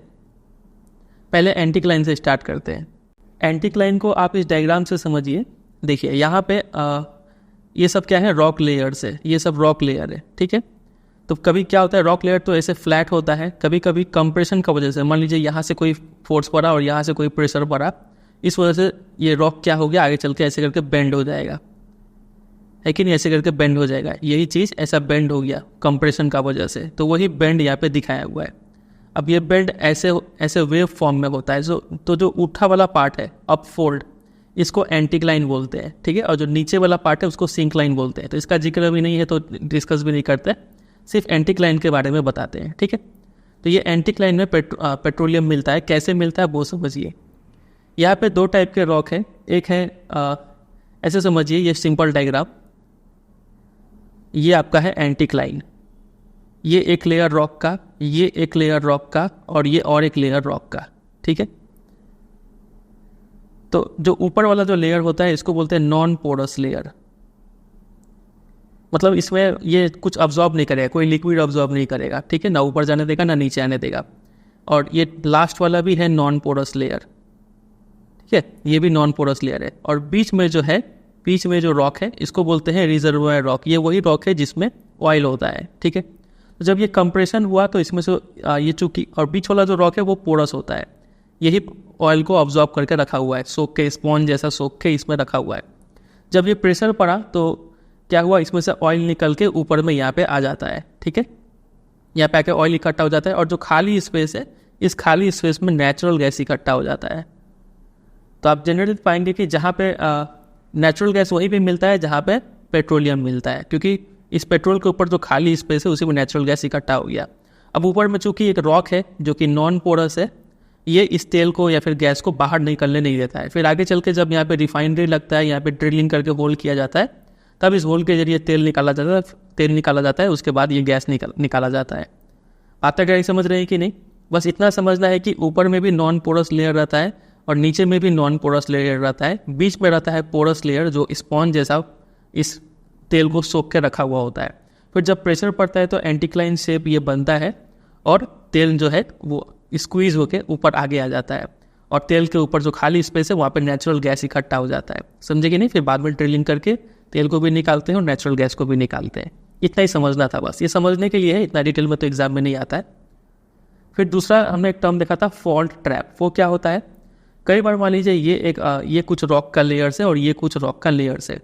ये मान लीजिए आगे खिसक गया और ये इधर पीछे खिसक गया, तो यहाँ पे एक दरार पड़ जाता है, इसको बोलते हैं फॉल्ट। ठीक है, और इसी दरार के बीच में यहाँ पे कहीं पे वो जो स्पॉन्जी जो पोरस रॉक है उसमें तेल है, और दरार का वजह से प्रेशर पड़ा और यहाँ पे तेल निकल के सामने आ जाता है, और ऊपर में नेचुरल गैस है। ठीक है, यहाँ पे भी वही कहानी कि ऊपर में नॉन पोरस होता है, नीचे में भी नॉन पोरस, और बीच में पोरस रिजर्वोयर रॉक, इसी में तेल होता है। प्रेशर की वजह से स्क्वीज होकर तेल निकल के यहाँ पे आ जाता है। समझे कि नहीं? तो वही सब बात यहाँ पे लिखा है। जो जिस लेयर में ऑयल होता है वो लेयर पोरस होता है, लाइमस्टोन या फिर सैंडस्टोन का बना होता है, थ्रू विच ऑयल में फ्लो, और ऑयल को ऊपर राइज होने से और सिंकिंग नीचे जाने से प्रिवेंट करता है by intervening non porous layers. ऊपर में भी नॉन पोरस लेयर, नीचे में भी नॉन पोरस लेयर, और बीच में पोरस लेयर जिसमें तेल होता है। ठीक है, फिर अगला इसमें समझाया। ये तो पूरा हो गया एंटीक्लाइन के बारे में। अब दूसरा फॉल्ट ट्रैप के बारे में यहाँ पे लिखा हुआ है, petroleum is also found in fault traps between porous and non porous rocks. समझ गए? और चूंकि गैस मतलब नेचुरल गैस, वो चूंकि हल्का होता है तो यूजुअली अबव द ऑयल वो इकट्ठा रहता है। ठीक है, तो ये हमने समझ लिया कि पेट्रोलियम मिलता कैसे है इंडिया में। ठीक है, अब देखते हैं कि कहाँ कहाँ पे मिलता है। तो मेनली 3 एरियाज है। एक हो गया मुंबई हाई, दूसरा हो गया गुजरात, और तीसरा हो गया आसाम, जहाँ पे पेट्रोलियम मिलता है। अब कौन सा एरिया है एक बार मैप में देख लेते हैं, क्योंकि ये मैप पॉइंटिंग में भी आता है। इसको हम भले ही मैप वाला जो वीडियो है उसमें डिटेल में डिस्कस कर दिया है, फिर भी आप यहाँ से भी समझ लीजिए ताकि आपको याद करने में आसानी हो। 3 एरिया बताए थे, एक हो गया मुंबई हाई वाला एरिया, एक गुजरात वाला एरिया और एक आसाम वाला एरिया। यहीं पे मेनली पेट्रोलियम मिलता है, ठीक है। तो जो हम यहाँ पे सर्कल कर रखे हैं ये सब आपका मैप पॉइंटिंग के सिलेबस में है, ये सब एग्जाम में लोकेट करने के लिए आएगा। तो मुंबई हाई और बेसिन दोनों ऑफशोर ऑयल फील्ड है, इसको याद कर लीजिए। फिर 2 गुजरात में है, एक हो गया अंकलेश्वर और एक हो गया कलोल, ये 2 गुजरात में ऑयल फील्ड हो गए। और आसाम में यहाँ पे 2 मेजर है, एक डिगबॉय और एक नहर काटिया, ये दोनों का लोकेशन याद कर लीजिए, ठीक है। चलिए, तो ये हमने स्टेट्स का नाम याद किया था यहाँ पे, मुंबई और गुजरात और आसाम, और फिर यहाँ पे हमने एग्जैक्ट ऑयल फील्ड का लोकेशन और नाम देख लिया। तो पेट्रोलियम से इतना ही आपको तैयार करना है। सबसे पहले इंपॉर्टेंस, मिलता कैसे है, ऑकरेंस कैसा है और कहाँ कहाँ पे मिलता है, ठीक है। चलिए आ जाते हैं नेक्स्ट में नेचुरल गैस के ऊपर। नेचुरल गैस का सबसे पहले इंपॉर्टेंस देख लेते हैं, क्या क्या इंपॉर्टेंस है। पहला बात तो वही लिखा हुआ है कि नेचुरल गैस वहीं पे मिलेगा जहाँ पे पेट्रोलियम डिपोजिट से जब क्रूड ऑयल निकाल लेते हैं तो नेचुरल गैस फिर निकाला जाता है। इसका यूज़ देखिए, क्या क्या इसका यूज़ है। तो इसको हम लोग डोमेस्टिक रूप में भी यूज़ कर सकते हैं, खाना बनाने के लिए, हीटिंग पर्पज़ के लिए, और इंडस्ट्रियल फ्यूल के रूप में भी यूज़ कर सकते हैं, ठीक है। फिर it is use as fuel in power sector to generate electricity for heating purpose in industry, और एज अ रॉ मटेरियल भी इसको यूज़ करते हैं in chemical, petrochemical and fertiliser industries. Chemical बनाने के लिए, पेट्रोकेमिकल और फर्टिलाइजर बनाने के लिए नेचुरल गैस का यूज़ किया जाता है, ठीक है। Transport fuel, as a transport fuel भी यूज़ कर सकते हैं। तो बहुत सारा यूज़ है इसका, आप इसको पढ़ के समझ लीजिए और अपने तरीके से लिख सकते हैं, एग्जैक्ट ही लिखने की ज़रूरत नहीं है। चलिए, फिर धीरे धीरे कंट्री में गैस इंफ्रास्ट्रक्चर काफ़ी डेवलप हो रहा है, कंट्री में पाइपलाइन्स बिछ रहे हैं, जिस वजह से घरों में खाना बनाने के लिए पीएनजी का इस्तेमाल होता है कुकिंग फ्यूल, और ट्रांसपोर्ट के लिए सीएनजी का इस्तेमाल किया जाता है। क्यों? क्योंकि ये काफ़ी क्लीन फ्यूल होते हैं, इसलिए पेट्रोल का यूज़ करके सीएनजी का यूज़ किया जाता है, ठीक है। ये मिलता कहाँ कहाँ पे है? तो वही जहाँ पे पेट्रोल मिलता था वहीं पे ये भी मिलेंगे। तो मुंबई हाई और साथ वाला इलाका जो था बासेन, कौन सा था? मुंबई, नहीं ऊपर मैप में देखा था मुंबई हाई और बासेन, तो वहाँ पे मिलेगा वेस्टर्न कोस्ट में। देखिए ये पेनिनसुलर इंडिया है, ये वाला हो गया वेस्ट कोस्ट और ये वाला हो गया ईस्ट कोस्ट, ठीक है। तो वेस्टर्न साइड में मुंबई हाई और बासेन में मिल रहा है, और साथ ही साथ कैम्बे बेसिन गुजरात में वहाँ पे मिलेगा, और ईस्टर्न साइड में जो कृष्णा गोदावरी बेसिन है वहाँ पे मिलेगा ये नेचुरल गैस। फिर एक स्पेसिफिक पाइपलाइन है जिसका नाम है HVJ पाइपलाइन, हजीरा विजयपुर और जगदीशपुर पाइपलाइन। इसके बारे में 2 चीज़ याद रखिए कि ये इसको बनाया किसने, तो इसको गेल ने बनाया, ठीक है, GAIL इंडिया। और इसका कहाँ कहाँ से ये पाइपलाइन बिछा हुआ है, तो ये जो वेस्टर्न जो साइड जो सोर्स है नेचुरल गैस का, जैसे कि मुंबई हाई और बासेन, ये दोनों गैस फील्ड को लिंक कर रहा है with various fertiliser, power and industrial complexes in western and north India. यहाँ से नेचुरल गैस निकाल के, मुंबई हाई और बासेन से निकाल के नॉर्थ और वेस्टर्न इंडिया में ये सब सोर्स में पहुँचाया जा रहा है। ये सब कंज्यूमर्स हो गए, ठीक है, इन सब कंज्यूमर तक पहुँचाया जा रहा है। आज के डेट में तो गैस पाइपलाइन है वो कितना किलोमीटर तक बिछ चुका है? 18,500 किलोमीटर तक बिछ चुका है। ये डेटा याद होना चाहिए आपको, ठीक है। बस इतना ही यहाँ से काम का बात है और कुछ नहीं है। आगे मूव कर जाते हैं। अब है इलेक्ट्रिसिटी। हम पढ़ क्या रहे हैं? हमारा चल रहा है main topic energy. Main topic हमारा चल रहा है एनर्जी रिसोर्सेज। एनर्जी 2 टाइप का, कन्वेंशनल, नॉन कन्वेंशनल। तो हम कन्वेंशनल पढ़ रहे हैं। सबसे पहले हमने कोल पढ़ लिया, कोल के बाद हमने पढ़ा पेट्रोलियम, उसके बाद अभी अभी ख़त्म किया नेचुरल गैस। अब नेचुरल गैस के बाद आया है लास्ट इलेक्ट्रिसिटी, ठीक है। सबसे पहले तो यूज़ बताया हुआ है, क्या क्या यूज़ होता है। तो वाइड रेंज ऑफ एप्लीकेशन है। इलेक्ट्रिसिटी इतना इंपॉर्टेंस है कि हम लोग कंट्री का डेवलपमेंट इस रूप से मानते हैं, इस रूप में मेजर करते हैं कि कौन सा कंट्री कितना एनर्जी कंज्यूम कर रहा है। अगर कोई कंट्री ए है, कोई कंट्री बी है, यहाँ पे ये energy consumption, per capita energy consumption अगर ज़्यादा है, ऑन एन एवरेज एक इंसान कितना इलेक्ट्रिसिटी कंज्यूम कर रहा है, अगर इसमें ज़्यादा है तो हम बोलेंगे कंट्री ये ज़्यादा डेवलप्ड है। इतना इंपॉर्टेंस है ये इलेक्ट्रिसिटी का। इलेक्ट्रिसिटी मेनली 2 वे में जनरेट किया जाता है। एक हो गया हाइड्रो इलेक्ट्रिसिटी और दूसरा हो गया थर्मल पावर। समझ लेते हैं दोनों क्या होता है। तो यहाँ पे भी कुछ लिखा हुआ है कि it is generated by running water which drives hydro turbines to generate hydro electricity. अगर पानी का हेल्प से टर्बाइंस को रोटेट किया जा रहा है और फिर इलेक्ट्रिसिटी जनरेट किया जा रहा है, तो वो इलेक्ट्रिसिटी हाइड्रो इलेक्ट्रिसिटी कहलाता है। It is generated by fast flowing water, बस, ठीक है। फिर और दूसरा तरीका है इलेक्ट्रिसिटी जनरेट करने का, वो है थर्मल पावर। इसमें हम क्या करते हैं कि it is generated by using coal, petroleum and natural gas. ये सब को बर्न करके जो हीट जनरेट होता है उससे हम क्या करते हैं, टरबाइन्स को रोटेट कराते हैं और थर्मल पावर जनरेट करवाते हैं, ठीक है। एक बार इलेक्ट्रिसिटी मिल गया तो कहीं से भी मिला हो, चाहे वो हाइड्रो से मिला हो या फिर थर्मल से मिला हो, वो इलेक्ट्रिसिटी तो सेम ही होगा, ठीक है। एक बात ध्यान रखिएगा, हाइड्रो इलेक्ट्रिसिटी चूंकि पानी का हेल्प से जनरेट किया जा रहा है, कोई चीज़ का लॉस नहीं हो रहा है यहाँ पे, तो ये रिन्यूएबल रिसोर्स है एनर्जी का। और थर्मल इलेक्ट्रिसिटी चूंकि कोल, पेट्रोलियम, नेचुरल गैस ये सब को यूज़ करके जनरेट किया जा रहा है, तो ये सब तो लिमिटेड है, इसलिए ये नॉन रिन्यूएबल कहा जाता है, ठीक है। तो एग्जाम में अगर दोनों का डिफरेंस आता है हाइड्रो और थर्मल के बीच में, तो पहला तो डेफिनेशन लिखेंगे ये वाला और ये वाला कि कैसे जनरेट होता है, और दूसरा पॉइंट में ये रिन्यूएबल है और ये नॉन रिन्यूएबल, ये जरूर मेंशन करेंगे। अभी हम कुछ इंपॉर्टेंट क्वेश्चन आंसर डिस्कस करेंगे, उस पर हम बहुत सारा डिफरेंस बिटवीन इकट्ठा कर लिए, इस चैप्टर से जो भी आ सकता है वो वहाँ पे हम इसको डिटेल में डिस्कस करेंगे, ठीक है। चलिए आगे मूव करते हैं। इलेक्ट्रिसिटी भी ख़त्म हो गया और उसके साथ कन्वेंशनल भी ख़त्म हो गया। अब हम मूव कर जा रहे हैं non conventional sources of energy में। अब आप सोचेंगे कि इसका ज़रूरत क्या है, अच्छा तो है, हम लोग कोयला, petrol, natural gas, electricity, thermal, hydro ये सब से तो एनर्जी दे ही रहे, अब ये एक्स्ट्रा लाने का क्या ज़रूरत है, इसी से तो काम चल रहा है। तो पहला है इसका नीड, यहाँ पे नीड बताया हुआ कि क्यों इसका ज़रूरत है। पहला, कि हम कुछ फॉसिल फ्यूल्स पे ज़्यादा ही डिपेंडेंट हो गए हैं, ठीक है, और फॉसिल फ्यूल्स हमें पता है लिमिटेड क्वांटिटी में है, इसलिए हमें ज़रूरत है कि कुछ हम अल्टरनेट, कुछ नॉन कन्वेंशनल सोर्सेज भी देखें एनर्जी के।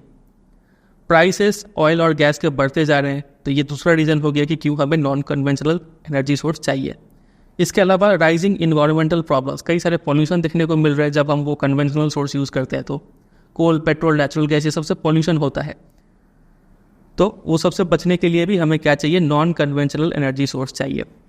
अब नॉन कन्वेंशनल एनर्जी सोर्स क्या होते हैं, ये ऐसे रिन्यूएबल एनर्जी सोर्सेस है जैसे कि solar energy, wind, tide, biomass, energy from waste material, इन सबसे अगर हम एनर्जी ऑब्टेन कर रहे हैं तो ये नॉन कन्वेंशनल एनर्जी सोर्स कहलाते हैं, ठीक है। अब सबको एक एक करके डिस्कस करेंगे। सबसे पहले एक बहुत हटके एनर्जी है न्यूक्लियर एनर्जी या फिर एटॉमिक एनर्जी, इसको डिस्कस करते हैं। देखिए ये आता कैसे है, आपने क्लास 9 में साइंस में पढ़ा होगा एटम, कि किसी भी चीज़ को एटम, सबसे छोटा यूनिट जो होता है वो एटम होता है, ठीक है। अब साइंटिस्ट लोगों ने सोचा कि इस एटम को भी अगर तोड़ दे, ठीक है, तो क्या होगा। जब उन्होंने ये तोड़ने का कोशिश किया, जब तोड़ा गया तो बहुत ज़्यादा एनर्जी निकलता है, उसी को बोलते हैं न्यूक्लियर एनर्जी।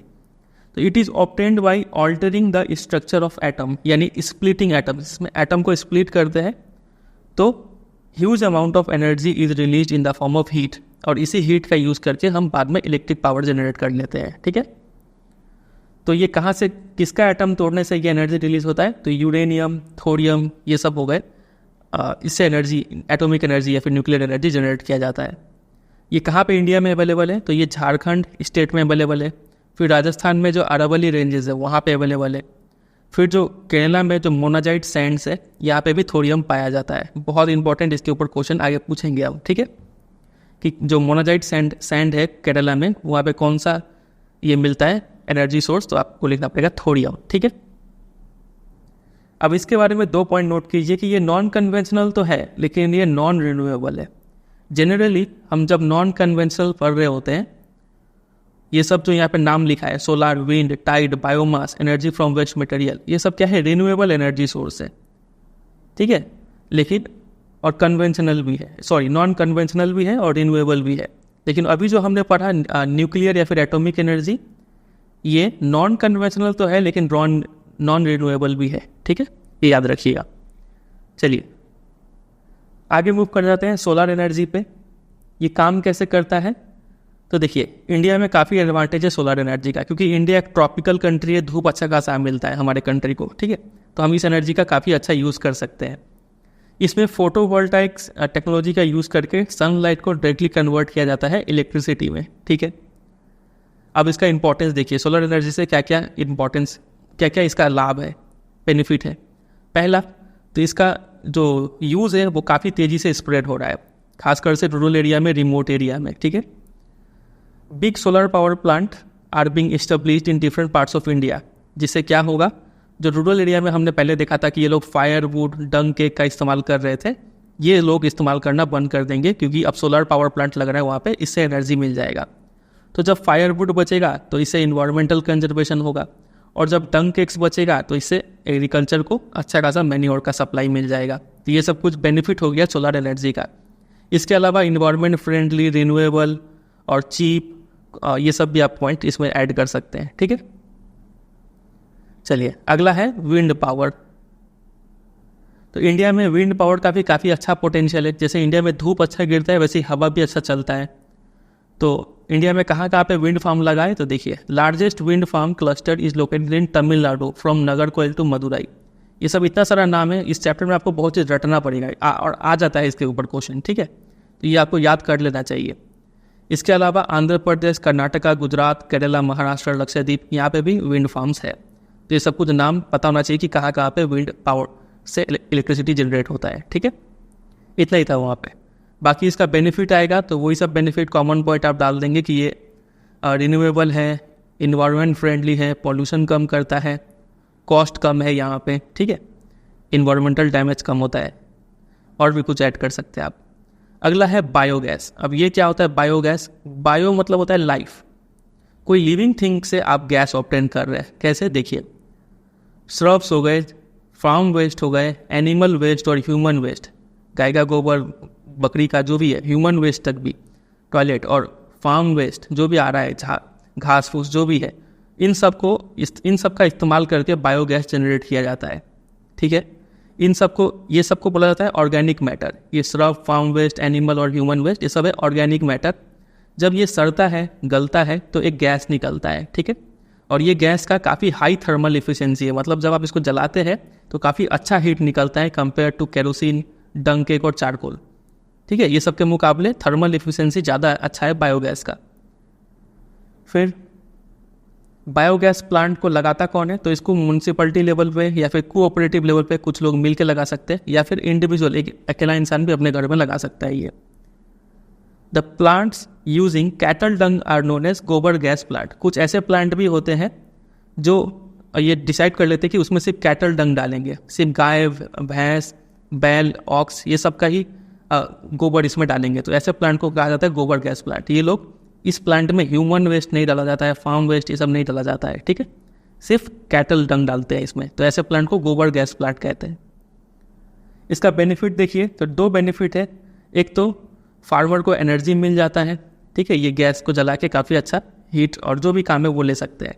इसके अलावा इम्प्रूव्ड क्वालिटी ऑफ मैन्योर वो भी मिल जाता है, क्योंकि एक बार जो गैस जनरेट हो गया, फिर बचा हुआ जो रेसिड्यू है, आपने ये shrub, farm waste, animal waste, human waste, ये सबको सड़ा गला के गैस तो निकाल लिया, वो गैस को आपने यूज़ कर लिया एनर्जी के लिए, और जो बचा हुआ रेसिड्यू है ये काफ़ी अच्छा मैन्योर होता है, इसको आप एग्रीकल्चर में यूज़ कर सकते हैं। ये दो बेनिफिट हो गया।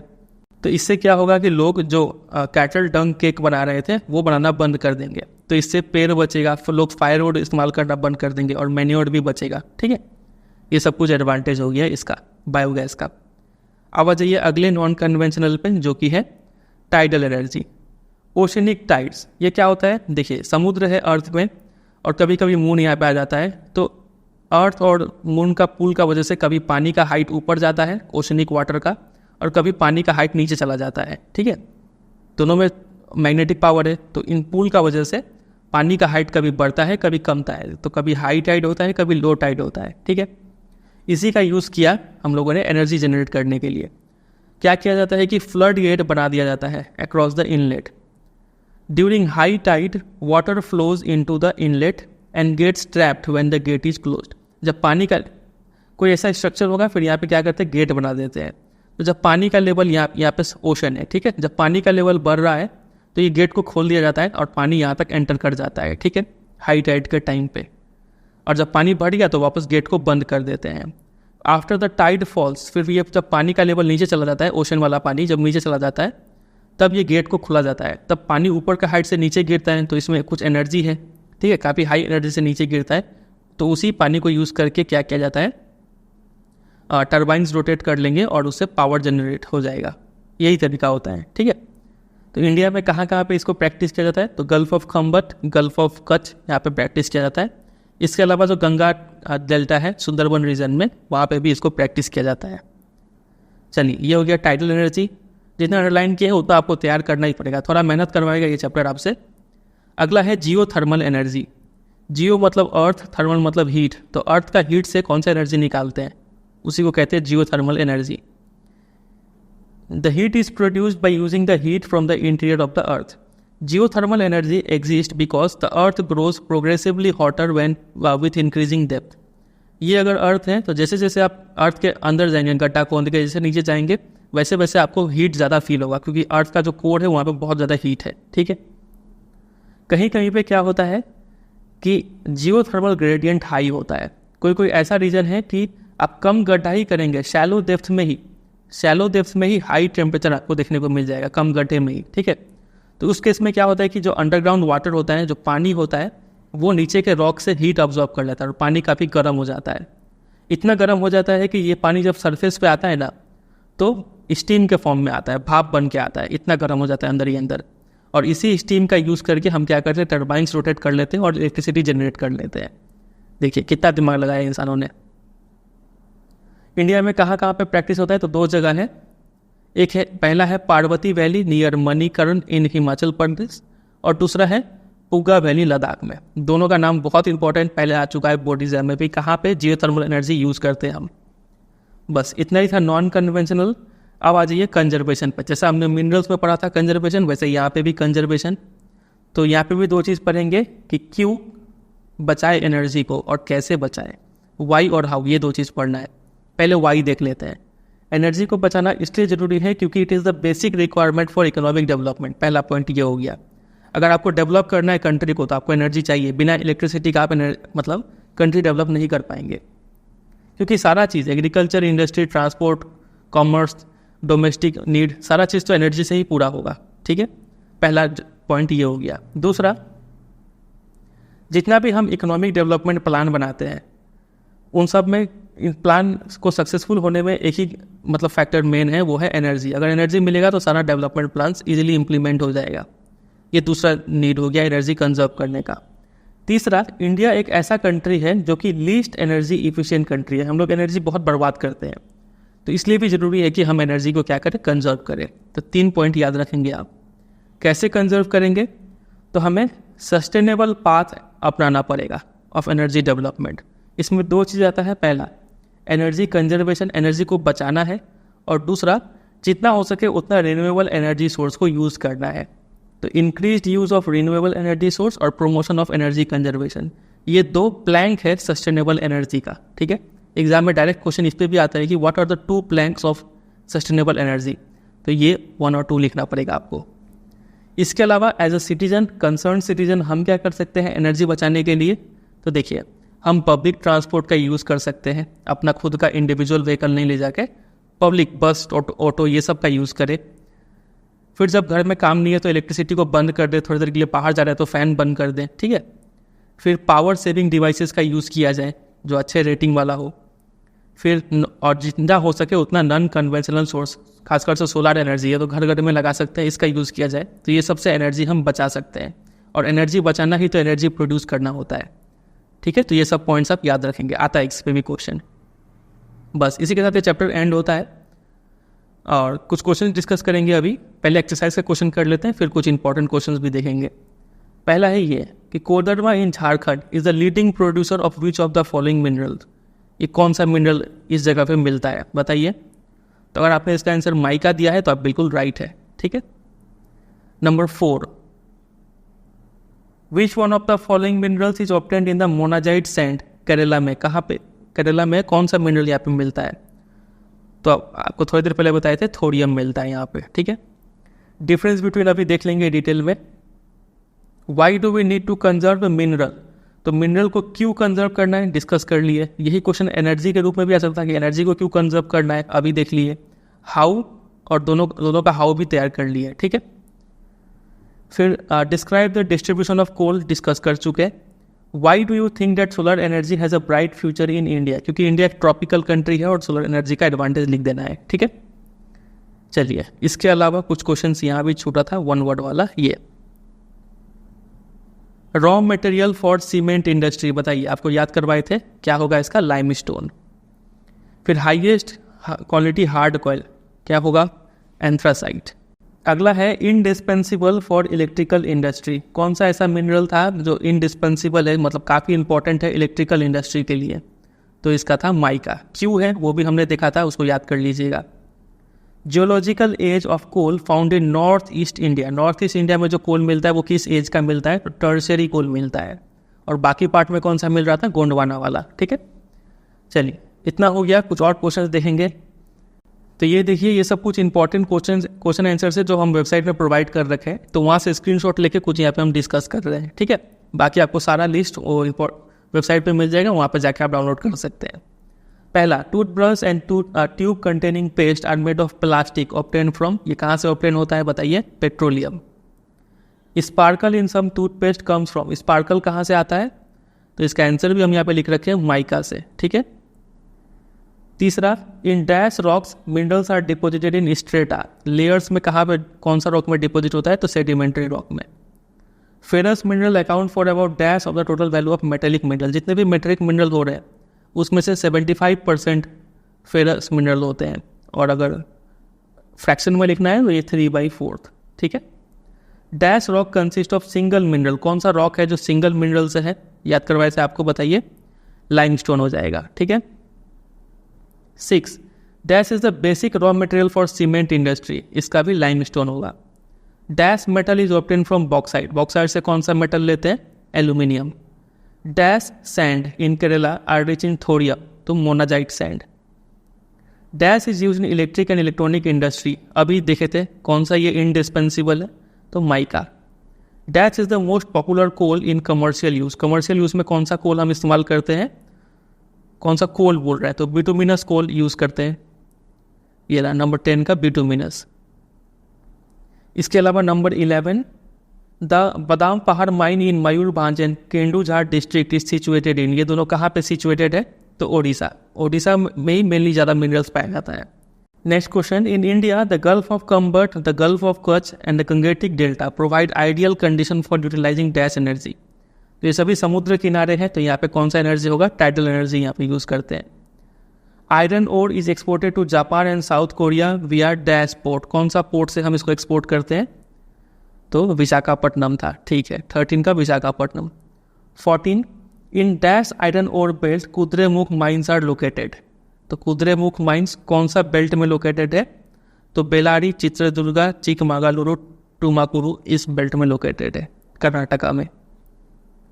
Larger occurrences of minerals in igneous and metamorphic rocks are found in, तो लार्ज ऑकरेंस को लोड्स कहते हैं, याद है, और स्मॉल ऑकरेंस को क्या? वेन्स कहते थे। फिर last, dash is the largest bauxite producer in India, तो ओडिशा है ये। ठीक है, चलिए, तो काफ़ी अच्छा क्वेश्चन है, सब PYQ और सैम्पल पेपर से इकट्ठा करके दिए हैं ताकि आपका रिवीजन होता रहे। चलिए आगे मूव करते हैं। एक ये क्वेश्चन देखिए, 3 फैक्टर बताने बोले हैं जो जिससे extraction, mineral extraction commercially viable हो। तो कंसंट्रेशन अच्छा खासा होना चाहिए मिनरल का, ईज होना चाहिए, निकालने के लिए सुविधा हो, और क्लोजनेस टू द मार्केट, ये 3 फैक्टर पर डिपेंड करता है।